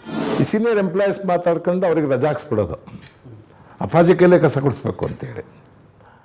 ಆ ರಜಾ ಹಾಕಿದ್ದಾಗೆ ನಾವು ಜೂನಿಯರ್ ಮೋಸ್ಟ್ ಆಗ್ತಿದ್ವಿ. ಅವಾಗ ನಾವು ಕಸ ಗುಡಿಸ್ಲೇಬೇಕಲ್ಲಿ. ಪ್ರಾರಂಭದಲ್ಲಿ ಸ್ವಲ್ಪ ಮಾನಸಿಕವಾಗಿ ಒತ್ತಡ ಬರ್ತಾಯಿತ್ತು. ಆಮೇಲೆ 8 ಗಂಟೆ ಕೆಲಸ ಏನಾದರೂ ಮಾಡಿಸ್ಕೊಳ್ಳಿ ಬಿಡು, ನಮಗೆ ಸಂಬಳ ಕೊಡ್ತಾರಪ್ಪ, 8 ಗಂಟೆ ಕಸನಾರ ಗುಡಿಸ್ಕೊಡ್ರಿ, ಕಬ್ಬಣನಾರ ಹೊಸ್ಕೊಡ್ರಿ, ನಾವು ಮಾಡ್ತಿದ್ವಿ. ಅದು ನಮಗೇನು ಯಾವುದೇ ರೀತಿಯ ತೊಂದರೆ ಆಗಲಿಲ್ಲ. ನನಗೆ ತಪ್ಪು ಅಂತ ಅಂದಿಲ್ಲ. ನಾನು ಎಲ್ಲ ಕೆಲಸ ಮಾಡಿದ್ದೀನಿ. ನಾನು ಹೇಳಿದ್ನಲ್ಲ, ನನಗೆ ಈ ಕೆಲಸದ ಬಗ್ಗೆ ನನಗೆಲ್ಲೂ ಸಹ ಕೀಳರಿಮೆ ಕಂಡಿಲ್ಲ. ನನಗೆ ನನ್ನ ಎಜುಕೇಷನ್ಗೆ ತಕ್ಕನಾದಂಥ ಕೆಲಸ, ನಾನು IAS ಆಫೀಸರ್ ಆಗಬೇಕು ಅಂತನೋ ಇಲ್ಲ ಒಬ್ಬ ಇಂಜಿನಿಯರ್ ಆಗಬೇಕು ಅಂತನೋ ಅಂಥವನಲ್ಲ. ನಾನು ಓದಿದಂತಹ ಎಜುಕೇಷನ್ಗೆ ತಕ್ಕನಾದಂತಹ ನನಗೆ VSL ಕೆಲಸ ಕೊಟ್ಟಿದ್ದರು. ಅದನ್ನು ಮಾಡೋ ಹಂತದಲ್ಲಿ ನಾನು ಮಾಡಬೇಕಾಗಿತ್ತು, ಮಾಡಿದ್ದೀನಿ. ಅದ್ರ ಜೊತೆಗೆ ನನ್ನ ಜೊತೆಲಿದ್ದಂಥ ಎಲ್ಲ ಸೀನಿಯರ್ಸು ಜೊತೆಗಾರರು.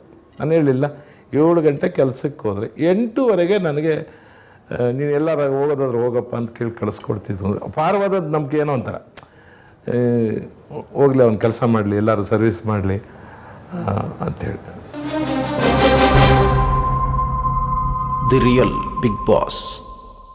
ಸರ್, ಆ ಸಂದರ್ಭದಲ್ಲೇ ನೀವು ನಿಮ್ಮ ಬಗ್ಗೆ ಅಪ್ಪಾಜಿಯವರು ಗುಂಪು ಕಟ್ಕೊಂಡು ಸ್ವಲ್ಪ ರೌಡಿಸಮ್ ಈ ಮಾದರಿಯಲ್ಲಿ ಮಾಡ್ತಾಯಿದ್ರು ಅಥವಾ ಅವ್ರ ಜೊತೆ ಇರ್ತಾಯಿದ್ರು ಅಂತಕ್ಕಂಥ ಅಭಿಪ್ರಾಯ ಬರ್ತಾ ಇತ್ತು ಅಂತಕ್ಕಂಥದ್ದನ್ನು ನಾವು ಕೇಳ್ಪಟ್ಟಿದ್ವಿ. ಅದು ನಾನು ಈಗಾಗಲೇ ನಿಮ್ಗೊಂದು ಸಣ್ಣ ಉದಾಹರಣೆ ಹೇಳಿದೆ. ನಾನು ರೌಡಿಸಮ್ಮನ್ನು ಯಾರ್ಯಾರು ಹೆಂಗೆ ಅರ್ಥೈಸ್ಕೊಳ್ತಾರೆ ಅನ್ನೋದ್ರ ಮೇಲೆ ಹೋಗ್ತದೆ. ನಾನು 72 ಚುನಾವಣೆಯಲ್ಲಿ ನನಗೆ ಹೆಣ್ಮಕ್ಳು ಓಟ್ ಹಾಕಿರಲಿಲ್ಲ, ಅಪ್ಪಾಜಿ ರೌಡಿ ಅಂತೇಳಿ. ಆದರೆ ಆ ದೃಷ್ಟಿಕೋನದಲ್ಲಿ ನೋಡ್ತಿದ್ರು. 73ರಲ್ಲಿ ಯುನಾನಿಮಸ್ ಎಲೆಕ್ಟ್ ಮಾಡಿದ್ರು ಅವರೇ. ಆದರೆ ಪ್ರಾರಂಭದಲ್ಲಿ ನೀವು ತಪ್ಪು ಮಾಡಿದ್ರೆ ಹೊಡಿತಿದ್ವಿ ನಾವು, ಅದರಲ್ಲೇನು ಎರಡನೇ ಮಾತಿಲ್ಲ. ತಪ್ಪು ಮಾಡಿದ್ದಾರೆ, ಅಲ್ಲೇ ನಿಮ್ಮನ್ನೇನೋ ಒಂಥರ ದೊಡ್ಡವರು ಅಂಥೇಳಿ, ನಾವು ತಪ್ಪಿಗೆ ದೊಡ್ಡವರು ಚಿಕ್ಕವರು ಅಂಥೇಳಿ ನಾವೆಲ್ಲೂ ಸಹ ಅಲ್ಲಿ ಸರಿಸಮಾನ, ಆ ವಯಸ್ಸಲ್ಲೇ ನಾವು ಸರಿಸಮಾನವಾಗಿ ಡಿಸಿಷನ್ ತಗೊಳ್ತೀವಿ. ತಪ್ಪು ಮಾಡಿದ್ರೆ ಅವನು ಎಷ್ಟೇ ಎತ್ತರದಲ್ಲಿದ್ದರೂ ಅವ್ನು ತಪ್ಪು ಅಂತಲೇ ಖಂಡಿಸ್ತಿದ್ವಿ ನಾವು. ಅದನ್ನು ಕೆಲವು ಜನ ಅಪ್ಪಾಜಿ ರೌಡಿಸಮ್ ಮಾಡ್ತಾನೆ ಎಲ್ಲರೂ. ನಾವು ಅಣ್ಣ ದೊಡ್ಡವ್ರು ಮಾಡಿದಾಗ ಅಣ್ಣ ನೀನು ಮಾಡಿರೋ ಸರಿ ಅನ್ನೋದು, ಚಿಕ್ಕವ್ರು ಮಾಡಿದಾಗ ನೀನು ಮಾಡಿದ ತಪ್ಪು ಅಂದರೆ ಅದು ಎಲ್ರಿಗೂ ಅಂದ್ರಕ್ಕೂ ಮಂಚುವಾಳು ಆಗ್ತದೆ. ನಾವು ಹಂಗಂತಿರಲಿಲ್ಲ, ದೊಡ್ಡವನೇ ತಪ್ಪು ಮಾಡಿದರು ತಪ್ಪೇ ಅಪ್ಪ. ಆಗ ಕೆಲವು ಜನ ನಮ್ಮನ್ನು ರೌಡಿಸಮ್ ಪಟ್ಟ ಕಟ್ಟಿದ್ರೆ ಬಿಟ್ಟರೆ ನಾನು ಯಾರಿಗೂ ರೌಡಿಸಮ್ ಮಾಡಿಲ್ಲ, ಯಾರ ಆಸ್ತಿ ಕಬಳಿಸೋಕ್ಕೂ ಹೋಗಿಲ್ಲ, ಯಾರ ಹತ್ರ 500 ರೂಪಾಯಿ ವಸೂಲಿ ಮಾಡ್ಕೊಂಡು ಜೀವನನೂ ಮಾಡಿಲ್ಲ, ಯಾವುದೂ ಅಲ್ಲೆಲ್ಲೂ ನನ್ನಿಂದ ಯಾವುದಾದ್ರು ಅನಾಹುತನೂ ಆಗಿಲ್ಲ ಆ ದಿನಗಳಲ್ಲಿ. ನಾನು ಮಾಡಿರ್ತಕ್ಕಂಥದ್ದು ಕೆಲವು ಜನರಿಗೆ ಆಕ್ರೋಶ. ಈ ಭಾಳಷ್ಟು ಜನ ಇಲ್ಲಿ ಉತ್ತರ ಕಾಲೋನಿ ನಾನು ಬಂದ ಪ್ರಾರಂಭದಲ್ಲಿ ಇಲ್ಲಿ ಭಾಳಷ್ಟು ಜನ ದಾಂಧಲೆ ನಡೀತಾಯಿತ್ತು. ನಾನು ಇಲ್ಲಿಗೆ ಬಂದಾಗ ಅವರೆಲ್ರಿಗೂ ಕರೆದು ನಾವೇ ಬೈತಿದ್ವಿ, ಯಾಕೆ ಇವೆಲ್ಲ ಮಾಡೋಕ್ಕೆ ಹೋಗ್ತೀರಾ, ತಿನ್ನೋದು ನಿಮ್ಮನೆ ಅನ್ನ, ಬಟ್ಟೆ ಹಾಕೋದು ನಿಮ್ಮನೆದು. ನಾಳೆ ಹೆಚ್ಚು ಕಡಿಮೆ ಅಂದರೆ ಯಾರೂ ಬರಲ್ಲಪ್ಪ. ಯಾರ್ಯಾರ ಮೇಲೂ ಡಿಪೆಂಡ್ ಆಗಿ ಯಾರೋ ಹೇಳ್ತಾರೆ ಅಂತ ಈ ಕೆಲಸ ಎಲ್ಲ ಮಾಡೋಕ್ಕೋಬೇಡಿ. ಒಂದಿನ ಅಪ್ಪಾಜಿನ ಈ ನಮ್ಮ ಅವರ ಮನೆ ಭಾಳಷ್ಟು ಜನ ಇಲ್ಲಿ ಯಾರ್ಯಾರು ಪುಡಾರಿಗಳನ್ನ ಸಾಕಿದ್ರು ಅವ್ರಿಗೆಲ್ಲ ಬಿಡಿಸಿದ್ದೆ. ಅಷ್ಟೊತ್ತಿಗಾಗಲೇ ನಾನು ಸುಮಾರು ದಿನ ಆಗಿತ್ತು. ಬಿಡ್ರ ಇವೆಲ್ಲ ಬಡದಾಟ ಯಾಕೆ ತಲೆ ತಿಂತೀರಾ ಅಂತೇಳಿ. ಇಲ್ಲಿ ಯಾರ ತಲಾಟೆ ಮಾಡ್ತಿರೋ ಲೀಡ್ರುಗಳು ಏನಾರು ಮಾಡಿ ಅಪ್ಪಾಜಿಗೆ ಓಡಿಸ್ಬೇಕಪ್ಪ. ಅವಾಗೆಲ್ಲ ಹೆಂಗಾಗ್ತಿತ್ತು ಅಂದರೆ ಮನೆಯಿಂದ ಹೊರಗಡೆ ಹೋಗ್ಬೇಕಾದ್ರೆ ಒಂದು 15-20 ಜನ ಜೊತೆಲೇ ಇರೋರು, ಮನೆಗೆ ಹೋಗ್ಬೇಕಾದ್ರೆ ಒಂದು 20 ಜನ ಇರೋರು ಜೊತೆಲಿ. ಆವತ್ತೊಂದು ದಿನ ಮಾತ್ರ ಹೀಗೆ ನಾನು ಕೇಶವ ಹೋಟ್ಲ ಹತ್ರ ಕೂತಿದ್ದೆ, ಮನೆಗೆ ಹೋಗೋಣ ಅಂತ ಹೊರಟೆ. ಒಂದು 20 ಜನ ಜೊತೆಲಿದ್ದಾರೆ. ಏನೇ ಹೋಗಲು ಜೊತೆಲಿ ಬರ್ತೀರ, ಬರುವಾಗಲೂ ಜೊತೆಲಿ ಬರ್ತೀರ, ಏನು ನನ್ನ ಮಗನ ನಮಗೇನು ಬೇರೆ ರೀತಿ ಜೀವನನೇ ಇಲ್ಲ ಅಂತ ಬೈದು ಕಳಿಸ್ತೇವತ್ತೆ. ನನ್ನ ಗ್ರಾಚಾರನೇನು ಗೊತ್ತಿಲ್ಲ. ಹಾಗಾಗ್ತಿದ್ದಾಗ ನಮ್ಮ ಮನೆ ಕಾರ್ನರ್ಗೆ ಹೋಗೋದ್ರೊಳಗೆ ಅವರೇ ಎಲ್ಲರೂ ಅಪ್ಪಾಜಿ ಬಂದ ಅಂದರು. ಒಬ್ಬರು ಲೈಟು ಫೀಸ್ ಕಿತ್ತರು. ಎಲ್ಲರೂ ಮಚ್ಚು ಲಾಂಗ್ ಹಿಡ್ಕೊಂಡು ನನ್ನ ಹತ್ರಕ್ಕೆ ಬಂದ್ಬಿಟ್ರು. ಸರಿ, ನನಗೂ ಏನು ಗಾಬರಿ ಏನಾಗಲಿಲ್ಲ. ನನಗೇನೋ ಒಂಥರ ಆವಾಗ ನನ್ನದೇ ಆದಂಥ ಗಟ್ಟಿ ಮನಸ್ಸದು. ನನಗೇನೋ ಯಾರೋ ಮಚ್ಚು ತಂದುಬಿಟ್ರು, ಲಾಂಗ್ ತಂದುಬಿಟ್ರು, ಇಲ್ಲ ದೊಣ್ಣೆ ತಂದರು ಅಂತ ಏನು ಗಾಬರಿ ಆಗಲಿಲ್ಲ. ನಾನು ಸುಮ್ಮನೆ ಕೆಳಗಡೆ ಬಗ್ಗಿ ಕಲ್ಲಿದ್ರೆ ತೊಗೊಳ್ಳೋಣ ಅಂಥೇಳಿ ತೊಗೊಂಡೆ. ಅವ್ರಿಗೆ ಕನ್ಫ್ಯೂಸ್, ಎಲ್ಲಿ ನಮ್ಮನ್ನು ನೋಡಿಬಿಡ್ತಾನೋ ಏನು ಅಂತ. ಎಲ್ಲರೂ ಒಂದೇ ನಿಮಿಷದೊಳಗೆ ಎಲ್ಲ ಹೊರಗಡೆ ಹೋದ್ರು. ಆಮೇಲೆ ಅವರೇ ಅದೇ ಜನನೇ ಬೆಳಗ್ಗೆ ಒಂದು 10 ನಿಮಿಷಕ್ಕೆ ಬಂದು, ಯಾರಣ್ಣ ನೀನು ಹೊಡೆಯೋಕ್ಕೆ ಬಂದಿದ್ದರು, ಯಾರಣ್ಣ ಹಾಗೆ ಹೀಗೆ ಇರ್ಕೊಂಡು ಎಲ್ಲ ಮಫ್ಲರು ಟವಲೆಲ್ಲ ಬಿಸಾಕ್ಬಿಟ್ಟು ಅವರೇ ಬಂದರು. ನನಗೆ ಗೊತ್ತು ಇವರೇ ಹೊಡೆಯೋಕ್ಕೆ ಬಂದಿರೋದು ಅಂತ. ಮತ್ತು ರಾತ್ರಿ ಎಲ್ಲ ಕನ್ಫ್ಯೂಸ್ ಆಯಿತು. ನಾನೇನು ಮಾಡಿದೆ, ಬೆಳಗ್ಗೆ ಎದ್ದು ಫ್ಯಾಕ್ಟ್ರಿಗೆ ಹೋಗಲಿಲ್ಲ, ಈ ಮಂಜುನಾಥ್ ಟಾಕೀಸ್ ಫಿಲಮ್ಗೆ ಹೋದೆ. ನಮ್ಮ 2 ಹುಡುಗರು ಕರೆದು ನನಗೆ ಗೊತ್ತಿಲ್ಲ, ರಾತ್ರಿ ಯಾರು ನನಗೆ ಹೊಡೆಯೋಕ್ಕೆ ಬಂದಿದ್ರು ಅಂತ. ನನಗೆ ಮಧ್ಯಾಹ್ನ 1 ಗಂಟೆಗಳು ನಾನು ಫಿಲಮ್ ಟಾಕೀಸಿಂದ ಬದಲು ನನಗೆ ಐಡೆಂಟಿಫೈ ಆಗಬೇಕು. ಆವಾಗ ನಾನು ಆ ಸಂದರ್ಭದಲ್ಲಿ ನಮ್ಮ ಇವತ್ತಿನ ರಾಜಕೀಯ ಜೀವನಕ್ಕೆ ಸರ್ಕಾರಿ ಇಲಾಖೆಯಲ್ಲಿ ಚಂದ್ರಶೇಖರ್ ಅಂಥೇಳಿ ಇವರು ಸಬ್ ಇನ್ಸ್ಪೆಕ್ಟರ್ ಇದ್ದರು. ಅವರು SP ಆಗಿ ರಿಟೈರ್ಡ್ ಆದರು. ಅವರು ಸಹ ತುಂಬ ವಿಶೇಷ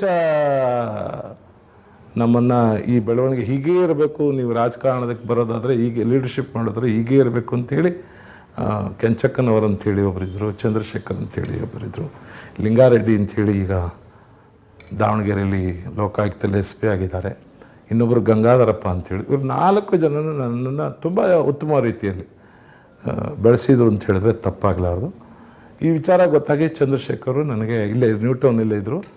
ಏನಪ್ಪಾಜಿ ನಾನೇನೋ ಗಲಾಟೆ ಆಯ್ತಂತೆ, ಅವ್ರು ಯಾರ ಮೇಲೆ ಕಂಪ್ಲೇಂಟ್ ಕೊಡೋದು, ಇಲ್ಲ ನಾನೇ ಸರಿಪಡಿಸ್ಕೊಳ್ತೀನಿ ಬಿಡಿ ಸರ್, ಅದೇನಂತ ದೊಡ್ಡ ವಿಚಾರ ಅಲ್ಲ ಅಂಥೇಳಿ ನಾನು ಅವ್ರಿಗೆ ಕಂಪ್ಲೇಂಟ್ ಕೊಡಲಿಲ್ಲ. ನಾನು ಫಿಲಮ್ ಟ್ಯಾಕ್ಸ್ ಮಂಜುನಾಥಕ್ಕೆ ಹೋಗಿದ್ದು ಮಧ್ಯಾಹ್ನ 1 ಗಂಟೆಗೆ ಬಂದೆ. ಅಷ್ಟೊತ್ತಿಗೆ ಎಲ್ಲ ಬಂದರು, ಹೊಡೆಯೋಕ್ಕೆ ಬಂದಿದ್ದಾರೆ. ಬಂದರು, ಅಣ್ಣ ತಪ್ಪಾಯ್ತಣ್ಣ, ನಾವು ರಾತ್ರಿ ಯಾರೋ ಹಿಂಗೆ ಕುಡಿಸ್ಬಿಟ್ಟು ಮಧ್ಯಾಹ್ನದಿಂದನೇ ನಮಗೆ ಕುಡಿಸ್ಬಿಟ್ಟು ಏನಾರು ಮಾಡಿ ಅಪ್ಪಾಜಿಗೆ ಹೊಡಿ ಅಂತ ಹೇಳಿದ್ರು. ಆದರೂ ಹತ್ರಕ್ಕೆ ಬಂದ್ರಿ, ಹೊಡೆಯೋಕ್ಕೆ ಮನಸ್ಸಾಗಲಿಲ್ಲ ಅಣ್ಣ, ತಪ್ಪು ತಿಳ್ಕೊಬೇಡ ಅಂತ. ಅವರೇ ಹೊಡೆಯೋಕ್ಕೆ ಬಂದಿದ್ದವರಲ್ಲೇ ಒಂದು 5-6 ಜನ ಹತ್ರಕ್ಕೆ ಬಂದರು. ನನಗೆ ಗೊತ್ತು ಇದೆ ಹೀಗೆ ಆಗಿರೋದು ಅಂತ. ಯಾರೋ ಕುಡಿಸಿದ್ದಾರೆ, ತಿನ್ನಿಸಿದ್ದಾರೆ, ಹೊಡೀರಿ ಅಂಥೇಳಿ ಅವರಿಗೆ ಮುಂದೆ ದಬ್ಬಿದ್ದಾರೆ. ಆದರೂ ನಾನು ಯಾರಿಗೂ ಅಲ್ಲಿ ಅನ್ಯಾಯ ಮಾಡಿಲ್ಲ, ನನಗೆ ನನ್ನದೇ ಆದಂಥ ಧೈರ್ಯ. ಯಾರಿಗೂ ಅನ್ಯಾಯ ಮಾಡೋ ಮತ್ತು ಇನ್ನೇನೋ ಮಾಡಿ ಪ್ರಶ್ನೆ ಇಲ್ವಲ್ಲ, ನನಗೆ ಧೈರ್ಯ ಇತ್ತು. ಹಾಗಾಗಿ ನನಗೆ ಅದು ಅವೆಲ್ಲ ಒಂದೊಂದು ಸನ್ನಿವೇಶಗಳು ಹೆಂಗಿತ್ತು ಅನ್ನೋದಾದರೆ, ಬಹುತೇಕ ಇವತ್ತಿನ ದಿನಕ್ಕೆ ಲೆಕ್ಕ ಹಾಕೊಂಡ್ರೆ ಅವತ್ತು ಭಾಳ ನಾನು ವಿಜೃಂಭಣೆಯಿಂದ ಬದುಕ್ತಂಥವು. ನಾನು 3ನೇ ಸಾರಿ MLA ಆಗಿದ್ರೂ ಅವತ್ತಿನ ಒಂದು ಸ್ಥಿತಿ ನನಗೆ ಬಂದಿಲ್ಲ, ಒಳ್ಳೆ ಸ್ಥಿತಿ ಬಂದಿಲ್ಲ ಇವತ್ತು. ಆ ನೆನಪು ನೆನ್ಕೊಂಡ್ರೆ ತುಂಬ ಆಸೆ ಪಟ್ಟಿರೋ ನಾನು ನೆನಪುಗಳನ್ನು. ನಾನು ಯಾರಿಗೂ ಕೆಟ್ಟದ್ದು ಮಾಡಿಲ್ಲ. ಈ ರೌಡಿಸಮ್ ಅನ್ನೋ ಪದಕ್ಕೆ ನನಗೆ ತಪ್ಪು ಮಾಡಿದವ್ರಿಗೆ ಒದಿತಿದ್ವು ಅಷ್ಟೇ ಬಿಟ್ಟರೆ, ಅದನ್ನು ರೌಡಿ ಕರ್ಕೊಂಡ್ರು ನಾನೇನು ಮಾಡೋಕ್ಕಾಗ್ತಿರ್ಲಿಲ್ಲ. ಯಾವುದೇ ದಾಖಲೆಯಲ್ಲಿ ರೌಡಿ ಅಂತೇನಿಲ್ಲ ನನಗೂ, ಮತ್ತೆಲ್ಲೂ ಇಲ್ಲ. ತಪ್ಪು ಮಾಡಿದ್ರೆ ಯಾರಾಗಲಿ ನಿರ್ದಾಕ್ಷಿಣ್ಯವಾಗಿ ಕಠಿಣವಾಗಿ ಬರೆ ಆಗ್ತಿದ್ವಿ ಬಿಟ್ರೆ ಅದರಲ್ಲೇನು 2ನೇ ಮಾತಿಲ್ಲ. ಆವಾಗ ಭಾಳಷ್ಟು ಜನಕ್ಕೆ ಅದು ರೌಡಿಸಮ್ ಕಾಣ್ತಾ ಇತ್ತು ಬಿಟ್ರೆ ನನಗೇನು ಅನಿಸಿಲ್ಲ ರೌಡಿಸಮ್ ಅಂತೇಳಿ. ಆ ಥರ ಬದುಕು ನಾವು. ನಾನು ಹೇಳಿದ್ನಲ್ಲ, ನನಗೆ ಇವತ್ತು ನನಗೆ ಆ ಒಂದು ದಿನದ ನೆನಪುಗಳಿದಾವಲ್ಲ, ನಾನು ಪ್ರತಿ ದಿನದ ನೆನಪುಗಳನ್ನೂ ಹೇಳ್ತೀನಿ ನಾನು. ಆದರೆ ಇವತ್ತು ನನಗೆ ಆ ಶಕ್ತಿನೇ ಕಳ್ಕೊಂಡಿದ್ದೀನಿ ಅನಿಸುತ್ತೆ. ಕಾರಣ ಯಾಕೆಂದರೆ ಅವತ್ತು ನಿರ್ದಾಕ್ಷಿಣ್ಯವಾಗಿ ಡಿಸಿಷನ್ ತೊಗೊಳ್ತಿದ್ವಿ, ಇವತ್ತು ನಿರ್ದಾಕ್ಷಿಣ್ಯವಾಗಿ ಡಿಸಿಷನ್ ತೊಗೊಳಕ್ಕಾಗಲ್ಲ. ಇವತ್ತು ಕೆಲವು ವಿಚಾರಗಳಲ್ಲಿ ಕಾಂಪ್ರಮೈಸ್ ಮಾಡ್ಕೊಳ್ತೀವಿ. ಈಗ ಆವಾಗ ಕಾಂಪ್ರಮೈಸ್ ಮಾಡ್ಕೊಳ್ತಿಲ್ಲ ನಾವು. ಸರಿ ಇದ್ದದನ್ನು ಸರಿ ಅಂತಲೇ ಹೇಳ್ತಿದ್ವಿ. ಎಷ್ಟು ಸಾವಿರ ಜನ ಅಂತಿರಲಿ ಸರಿ ಅಂತಲೇ ಹೇಳ್ತಿದ್ವಿ. ಇವತ್ತು ತೊಗೊಳಕ್ಕಾಗ್ತಾಯಿಲ್ಲ. ತುಂಬ ಕ್ಲೋಸ್ಲಿ ಮೂವ್ ಮಾಡ್ತಾರೆ, ಸಣ್ಣ ಪುಟ್ಟ ವಿಷಯ ಎಲ್ಲನೂ ಹಂಚ್ಕೋತಾರೆ ಎಲ್ಲರ ಜೊತೆನೂ. ನಾವು ಚಿಕ್ಕವರು ಅಂತೇನು ಹಿಂಜರಿಯಲ್ಲ. ಎಲ್ಲ ವಿಷಯನೂ ನಮ್ಗಳ ಜೊತೆ ಹೇಳ್ಕೊಂಡು ಅವ್ರ ಕಷ್ಟ ಆಗಲಿ ಸುಖ ಆಗಲಿ ಎಲ್ಲ ಹೇಳ್ಕೊಂಡು ಮುಂದುವರಿತಾರೆ.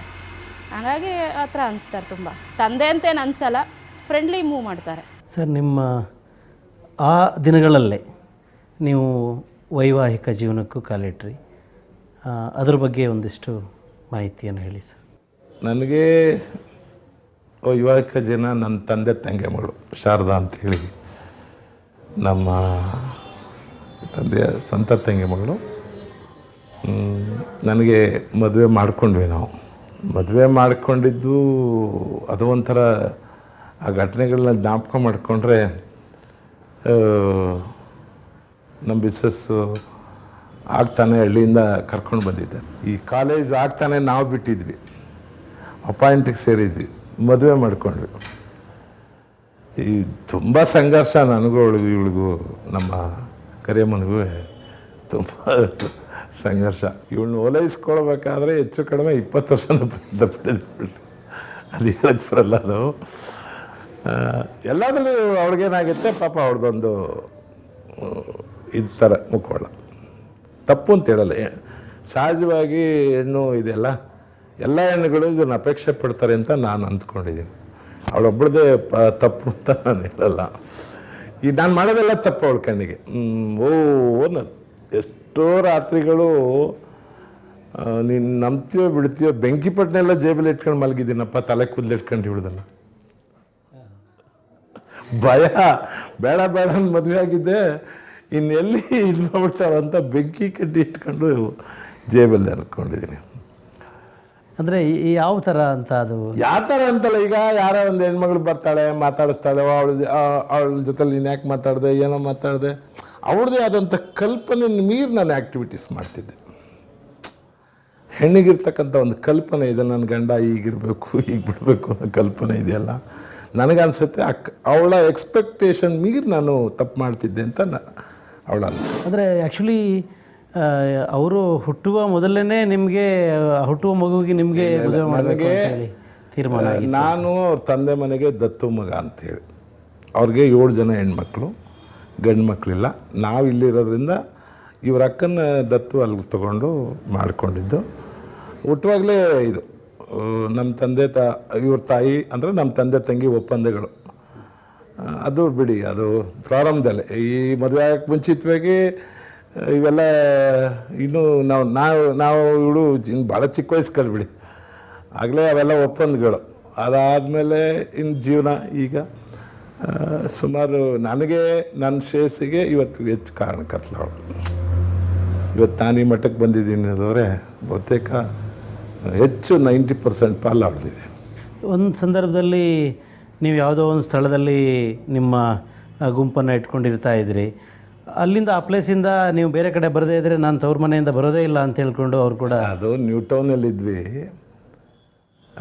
ನ್ಯೂಟೌನ್ ಭಾಗದಲ್ಲಿ ಆಗ ಬೆಣ್ಣೆ ಕೃಷ್ಣ ಅಂಥೇಳಿ ತಮಗೆ ಗೊತ್ತಲ್ಲ, ಅಲ್ಲಿ ಮನೆ ಮಾಡ್ಕೊಂಡಿದ್ವಿ. ದಿನ ಜಗಳನ ಬಿಡ್ರಿ, ಅಲ್ಲಿ ಬೆಳಿಗ್ಗೆನೂ ಜಗಳ, ಮಧ್ಯಾಹ್ನನೂ ಜಗಳ, ರಾತ್ರಿ ಬರಬೇಕಾದ್ರೂ ಜಗಳನ. ಆಗ ಇವಳು ಮೊದಲನೇ ಬಾಣಂತನಕ್ಕೆ ಊರಿಗೆ ಹೋಗಿದ್ಲು, ನಮ್ಮ ಅಜಿತ್ ಹುಡ್ತಾಗ. ಬರಬೇಕಲ್ವಾ, ಬರೋದಕ್ಕೆ ಹುಡ್ಕೋ ಮನೆ ಮಾಡಿದ್ವಿ. ಆ್ಯಕ್ಚುಲಿ ಹುಡ್ಕೋದಲ್ಲಿ ಮನೆ ಮಾಡಿದ್ದೆ, ಅಲ್ಲಿ ಸಬ್ಲೈಟಲ್ಲಿ ಮನೇಲಿದ್ದೆ. ಬರಲ್ಲ, ನಾನು ಅಲ್ಲಿಗೆ ಬರಲ್ಲ. ಅದೇ ಹೇಳ್ದಲ್ಲ, ಸಂಘರ್ಷ ಅಂತ ಹೇಳಕ್ಕೆ ಹೋದ್ರೆ ಅದು ಮತ್ತೆ ತಿರುಗಿ 2 ದಿನದ ಸ್ಟೋರಿ ಹೇಳ್ಬೋದು ನನಗೆ ಅವಳಿಗೆ ಸಂಘರ್ಷದ್ದನ್ನು. ಆಮೇಲೆ ಬೆಣ್ಣೆಕೃಷ್ಣ ಸರ್ಕಲ್ಗೆ ಬಂದ್ವಿ. ಬೆಣ್ಣೆಕೃಷ್ಣ ಸರ್ಕಲ್ಲಿಂದ ಕೊನೆಗೆ ಇಲ್ಲಿಗೆ ಉತ್ತರ ಕಾಲೋನಿ HLC ಇಲ್ಲಿಗೆ ಚೇಂಜ್ ಮಾಡ್ಕೊಂಡು ಬಂದ್ವಿ. ಅಲ್ಲಿ ದಿನ ಗಲಾಟೆ ಆಗ್ತಿತ್ತು ಅಲ್ಲಿ. ಆ ಸಂದರ್ಭ ಅದನ್ನು ತುಂಬ ಉದ್ದ ಮಾಡೋದು ಬೇಡ ಅಂತ ಅಂದ್ಕೊಂಡಿದ್ದೀನಿ.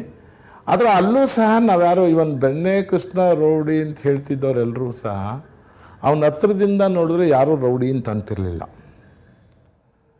ಜನರ ಮಧ್ಯೆ ಸಮಸ್ಯೆ ಬಗೆಹರಿಸಲಿಕ್ಕೆ ಪ್ರಾಮಾಣಿಕ ಪ್ರಯತ್ನ ಪಡ್ತಿದ್ದಂಥ ವ್ಯಕ್ತಿಗಳಲ್ಲಿ ಅವನು ಒಬ್ಬ. ಆದರೆ ಕೆಲವು ಜನರಿಗೆ ಅದು ಹೊಡಿತಿದ್ದ, ವಿಧಿ ಇಲ್ಲ, ಹೊಡಿದೇ ಇದ್ದರೆ ಸಮಸ್ಯೆಗಳ ಬಗೆಹರಿಯೋದಿಲ್ಲ, ನಿರ್ದಾಕ್ಷಿಣ್ಯವಾಗಿ ಮಾತಾಡದಿದ್ರೆ ಸಮಸ್ಯೆಗಳ ಬಗೆಹರಿಯೋದಿಲ್ಲ. ಅವೆಲ್ಲವನ್ನು ಕಂಡಾಗ ಬೇರೆಯವ್ರಿಗೆ ಏನಾಗುತ್ತೆ, ಕಠಿಣ ವ್ಯಕ್ತಿಯಾಗಿ ಕಾಣಿಸ್ತೀವಿ, ಭಾಳ ದೋಷಿಯಾಗಿ ಕಾಣಿಸ್ತೀವಿ. ಆವಾಗ ಎಲ್ಲರೂ ನಮ್ಮನ್ನು ಬೇರೆ ಆಕಾರ ಕೊಡೋದ್ರ ಮೂಲಕ ನಮ್ಮನ್ನು ಅಲ್ಲಿ ರೂಪಿಸ್ತಾರೆ ಅಷ್ಟೇ ಬಿಟ್ಟರೆ ವೈಯಕ್ತಿಕವಾಗಿ ನನ್ನ ಬೆಣ್ಣೆ ಕೃಷ್ಣ ನಾವೆಲ್ಲ ಆತ್ಮೀಯವಾಗಿ ಬೆಳೆದಂಥವ್ರೆ. ಅವನ್ನ ಬೇರೆಯವರೆಲ್ಲ ರೌಡಿಸಮ್ ಅನ್ನೋರು. ನಾನು ಅಪ್ರಿಷಿಯೇಟ್ ಮಾಡ್ತಿದ್ದೆ. ನಿಮ್ಗೆ ಯಾಕೆ ಇನ್ನೂ ಒಂದು ಹತ್ರದ್ದು ನಾನು ಯಾಕೆ ಅಪ್ರಿಷಿಯೇಟ್ ಮಾಡ್ತಿದ್ದೆ ಅಂದರೆ, ಈಗ ಜಯಲಲಿತಾ ಅವರು ಜೈಲಿಗೆ ಹೋದ್ರು ಅಲ್ವಾ, ಜಯಲಲಿತಾ ಲೀಡರ್ಶಿಪ್ನ ನಾನು ಅಪ್ರಿಷಿಯೇಟ್ ಮಾಡ್ತೀನಿ. ಯಾರು ಹೆಂಗೆ ಹೇಳ್ತಾರೋ ಗೊತ್ತಿಲ್ಲ, ನಾನಂತೂ ಅಪ್ರಿಷಿಯೇಟ್ ಮಾಡ್ತೀನಿ.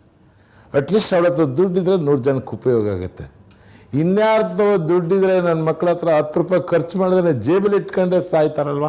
ಅವಳಿಗಿಂತ ಜಯಲಲಿತಾ 198 ರೂಪಾಯಿಗೆ ಸಿಮೆಂಟ್ ಕೊಡ್ತೀನಿ ಇಲ್ಲೋ, 5 ರೂಪಾಯಿಗೆ ಅನ್ನ ಹಾಕ್ತಾಳೆ ಜನರಿಗೆ. ದುಡ್ಡು ಉಪಯೋಗ ಆಗ್ತದಲ್ಲ ಸರ್. ಅಲ್ಲಿ ಯಾರೋ ಕಳ್ಳರು ಸುಳ್ರು ಲಫಂಗರ ಮಧ್ಯೆ ಇರ್ತಕ್ಕಂಥ ದುಡ್ಡು. ಜಯಲಲಿತಾ ನಾನು ಲೀಡರ್ಶಿಪ್ನ 100% ಒಪ್ತೀನಿ. ಕಾನೂನು ದೃಷ್ಟಿಯಲ್ಲಿ ಅವಳು ಜೈಲಿಗೆ ಹೋಗಿರ್ಬೋದು ಸರ್, ಆದರೆ ಲೀಡರ್ಶಿಪ್ ಸ್ಟೈಲ್ ಇದೆಯಲ್ಲ, ಆ ಸ್ಟೈಲ್ ಬರಬೇಕಾದ್ರು. ನಾನಂತೂ 100% ಅವಳ ಲೀಡರ್ಶಿಪ್ಗೆ ನಾನು ಅಭಿಮಾನಿ, ಅದರಲ್ಲಿ 2ನೇ ಮಾತು. ಯಾಕೆಂದರೆ ಈ ಭಾಳಷ್ಟು ಈ ರಾಜಕಾರಣ ಮಾಡೋ ಅಂಥದ್ರಲ್ಲಿ ಎಲ್ಲವೂ ಸನ್ಯಾಸಿಗಳು ಅಂತ ಹೇಳಿದ್ರೆ ಎಲ್ಲ ಸಂದರ್ಭದಲ್ಲೂ ನಡೆಯಲ್ಲ ಸರ್. ನೀನು ಯಾರು ಸನ್ಯಾಸಿ ಆಗಿದ್ದು ಅಂತ ಹೇಳ್ತಾರೆ ಭಾಳಷ್ಟು ಜನ. ನೀನು ಬೇಡ ಅಂತ ಹೇಳಿದಾರಪ್ಪ, ನಿನಗೆ ಕೊಟ್ಟಿದ್ದು ಶಕ್ತಿ ಕೊಟ್ಟಿದ್ವಿ, ತುಂಬಿಕೊಡ್ದಿರಿ ಯಾರು ತಪ್ಪು ಅಂತಲೂ ಹೇಳ್ತಾರೆ. ಹಾಗಾಗಿ ನಾನು ಅದನ್ನು ಇಷ್ಟಪಡೋದು. ನಾನು ಇತ್ತೀಚಿನ ದಿನಗಳಲ್ಲಿ ಜಯಲಲಿತಾನಿಗೆ ಜೈಲಿಗೆ ಆಗ್ತಾಗ ನಾನು ಸಹ ನನ್ನ ಮನಸ್ಸಿನಲ್ಲಿ ನೋವಾಯ್ತದು. ಅವಳ ಹತ್ರ 3000 ಎಕರೆ ಇರ್ಬೋದು, ಒಂದು 300 kg ಚಿನ್ನ ಇರ್ಬೋದು, ಒಂದು 3000 ಜೊತೆ ಚಪ್ಪಲಿ ಇರ್ಬೋದು. ಈಗ ನಾವೇ ಆರ್ಡಿನರಿ ನಮ್ಮ ಹತ್ರನೇ 10-12 ಜೊತೆ ಚಪ್ಪಲಿ ಇರ್ತವೆ. ಒಬ್ಬ ಮುಖ್ಯಮಂತ್ರಿ ಅಂತ ಹೇಳಿದ್ರೆ ಕರ್ದವರೆಲ್ಲ ಒಂದೊಂದು ಜೊತೆ ಚಪ್ಪಲಿ ಕೊಡ್ತಾರಪ್ಪ. ಅದಕ್ಕೆ ದೊಡ್ಡ ವಿಚಾರ ಅನ್ನೋದು ಕೊಡಲ್ವೇನ್ರಿ? ಈ ನಮಗೆ ಹೋದವ್ರಿಗೆ ಎಲ್ಲರೂ ಒಂದು ಅಂಗಡಿಗೆ ಹೋದರೆ ಸರ್ ಈ ಚಪ್ಪಲಿ ಚೆನ್ನಾಗಿ ದುಡ್ಡು ಕೊಡೋಕೆ ಅವ್ರು ತೊಗೊಳೋದಿಲ್ಲ, ಸರ್ ಇಟ್ಕೊಳ್ಳಿ ಸರ್ ತೊಂದರೆ ಇಲ್ಲ ಅಂತಾರೆ. ಬರಲ್ವ ನಾವೆಲ್ಲರೂ?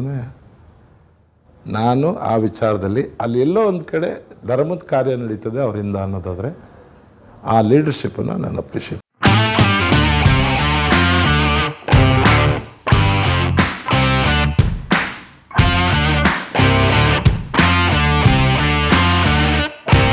ಅವರು ಶಾಸಕರಾಗಿ ಯಾವಾಗಲೂ ಜನರ ಜೊತೆಯಲ್ಲೇ ಇರಲು ಇಷ್ಟಪಡುತ್ತಾರೆ.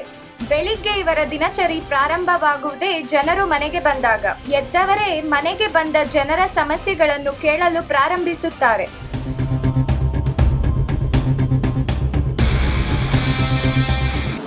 ಇವರ ಪತ್ನಿ ಶಾರದರವರು ಮನೆಗೆ ಬಂದ ಜನರಿಗೆ ಉಪಚರಿಸುತ್ತಾರೆ. ಮನೆಯ ಹೆಚ್ಚು ಜವಾಬ್ದಾರಿಯನ್ನು ಶಾರದರವರೇ ನೋಡಿಕೊಳ್ಳುತ್ತಾರೆ.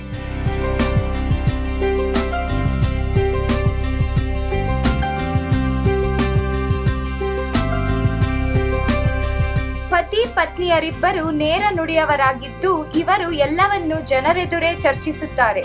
ತನ್ನ ಪತಿ ತನ್ನ ಜೊತೆಯಲ್ಲೇ ಹೆಚ್ಚು ಸಮಯ ಕಳೆಯಬೇಕೆಂದು ಬಯಸದೆ ಜನರ ಜೊತೆಯಲ್ಲೇ ಇರಬೇಕೆಂದು ಬಯಸುತ್ತಾರೆ. ಅಪ್ಪಾಜಿ ಅವರ ಸಂಬಂಧಿಯವರೇ ಆಗಿದ್ದ ಶಾರದರವರು ತಮ್ಮ ಮದುವೆಯಾದ ಸಂದರ್ಭದ ದಿನಗಳನ್ನು ಯಾವುದೇ ಮುಚ್ಚುಮರೆ ಇಲ್ಲದೆ ಹೇಳಿಕೊಳ್ಳುತ್ತಾರೆ. ತಾವೇ ನೇರವಾಗಿ ಜನರ ಜೊತೆ ಬೆರೆಯುತ್ತಾರೆ. ನಾವು ಒಂದು ಜಗಳ ಆಡ್ಬೇಕಾದ್ರೆ ಪಬ್ಲಿಕಲ್ಲೇ ಜಗಳ ಆಡ್ಕೊಳ್ಳೋದು, ಬೈಕೊಳ್ಳೋದು. ನಾನು ಇವತ್ತಿನವರೆಗೂ ನಮ್ಮನೆಯವರಿಗೆ ಹೋಗ್ರಿ ಬರ್ರಿ ಈ ಸಬ್ಜೆಕ್ಟೇ ಇಲ್ಲ ನಮ್ಮಲ್ಲಿ. ನನಗೆ ಆ್ಯಕ್ಚುಲಿ ನಮ್ಮನೆಯವರಿಗೆ ನಾನು ಎದಿಮು ಅಂತಲೇ ಕರೆಯೋದು, ನಮ್ಮನೆಯವ್ರು ನನಗೆ ಕರಿಯಮ್ಮ ಅಂತಲೇ ಕರೆಯೋದು. ಯಾರೇ ಇರ್ಬೋದು, ಯಾರೇ ಬಿಡ್ಬೋದು. ನಾನು ಹೋಗೋ ಬಾರೋ ಅಂತಲೇ ಇವತ್ತಿನವರೆಗೂ ಮಾತಾಡೋದು. ಅದೇನು ಮೊದಲಿಂದ ನಡ್ಕೊಬಂದಿದೆಯೋ ಇಲ್ಲ ನಂದು ಹೊರಟು ಭಾಷೆನೋ ಗೊತ್ತಿಲ್ಲ. ನಾವು ಅದು ಹೇಳಿದ್ನಲ್ಲ ನಿಮಗೆ, ನಾವು ಗಂಡ ಹೆಂಡ್ತಿ ಅಂತ ಬೆಳೆದೇ ಇಲ್ಲ. ನಮ್ಮಲ್ಲಿ ಅದು ಭಾವನೆನೇ ಬಂದಿಲ್ಲ.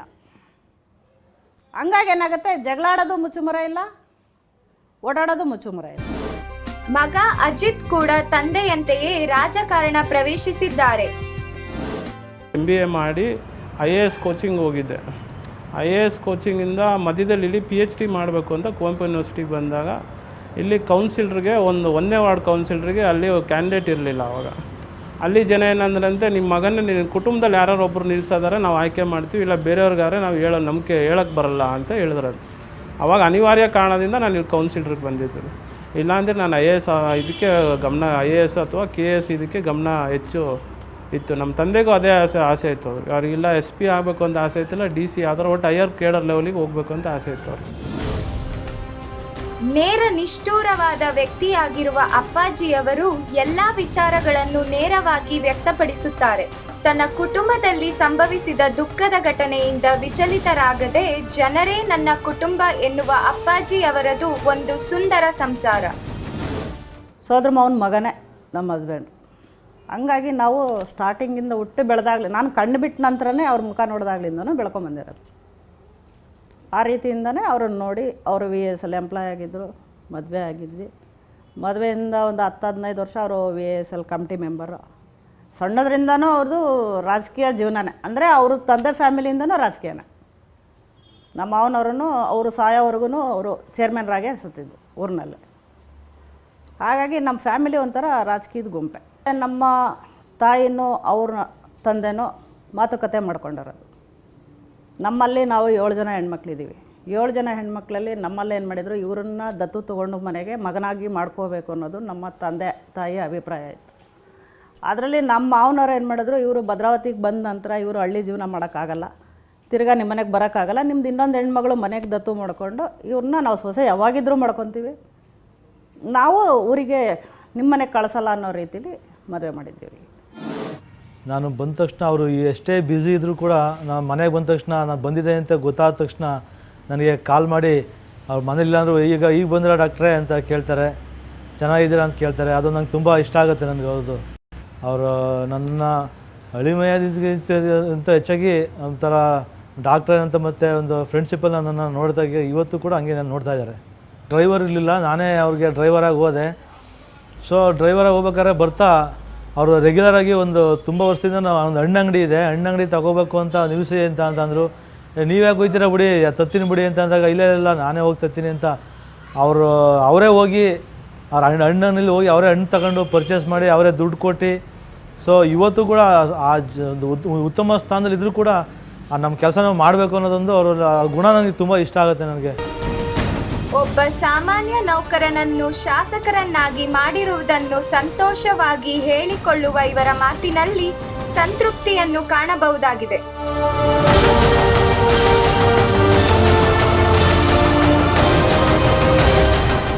ತನ್ನ ಕುಟುಂಬಕ್ಕಿಂತ ಹೆಚ್ಚು ಸಮಯವನ್ನು ಭದ್ರಾವತಿಯ ಜನರ ಜೊತೆಯಲ್ಲೇ ಕಳೆಯುತ್ತಿರುವ ಇವರು ನಿಜವಾದ ಲೀಡರ್ ಅಲ್ಲವೇ?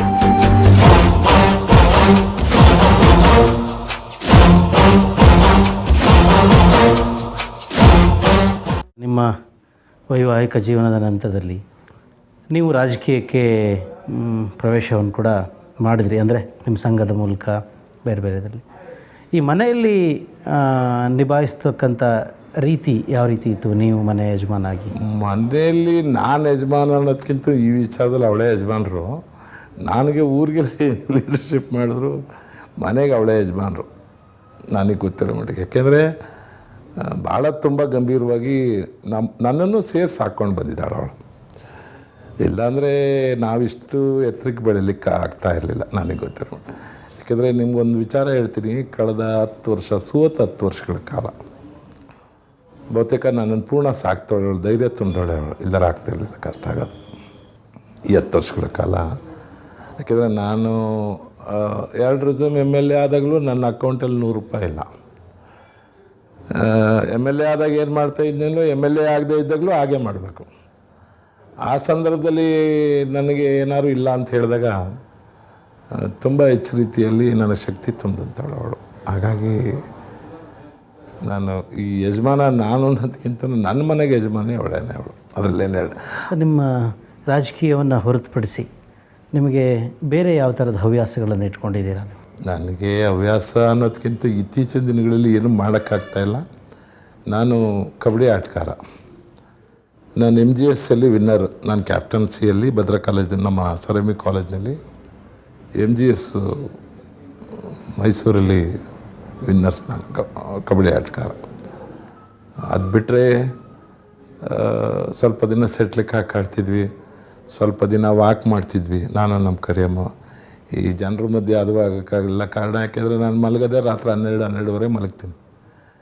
ಬೆಳಗ್ಗೆ 5 ಗಂಟೆಗೆ ಎದ್ದು 6 ಗಂಟೆಗೆ ಎದ್ದು ವಾಕ್ ಮಾಡೋವಂಥ ಪರಿಸ್ಥಿತಿಗೆ ಹೋಗೋಕ್ಕಾಗೇ ಇಲ್ಲ. ಯಾಕೆಂದರೆ ಬೆಳಗ್ಗೆ ನಾವು ಮನೆ 9:30-10 ಗಂಟೆ ಬಿಟ್ಟರೆ ರಾತ್ರಿ 12 ಗಂಟೆಗೆ 12ವರೆಗೆ ನಮ್ಮ ಕಾರ್ಯಕ್ರಮ ಆದ್ದರಿಂದ ವಾಕ್ ಒಂದು 20 ದಿನ ಹೋದ್ವಿ.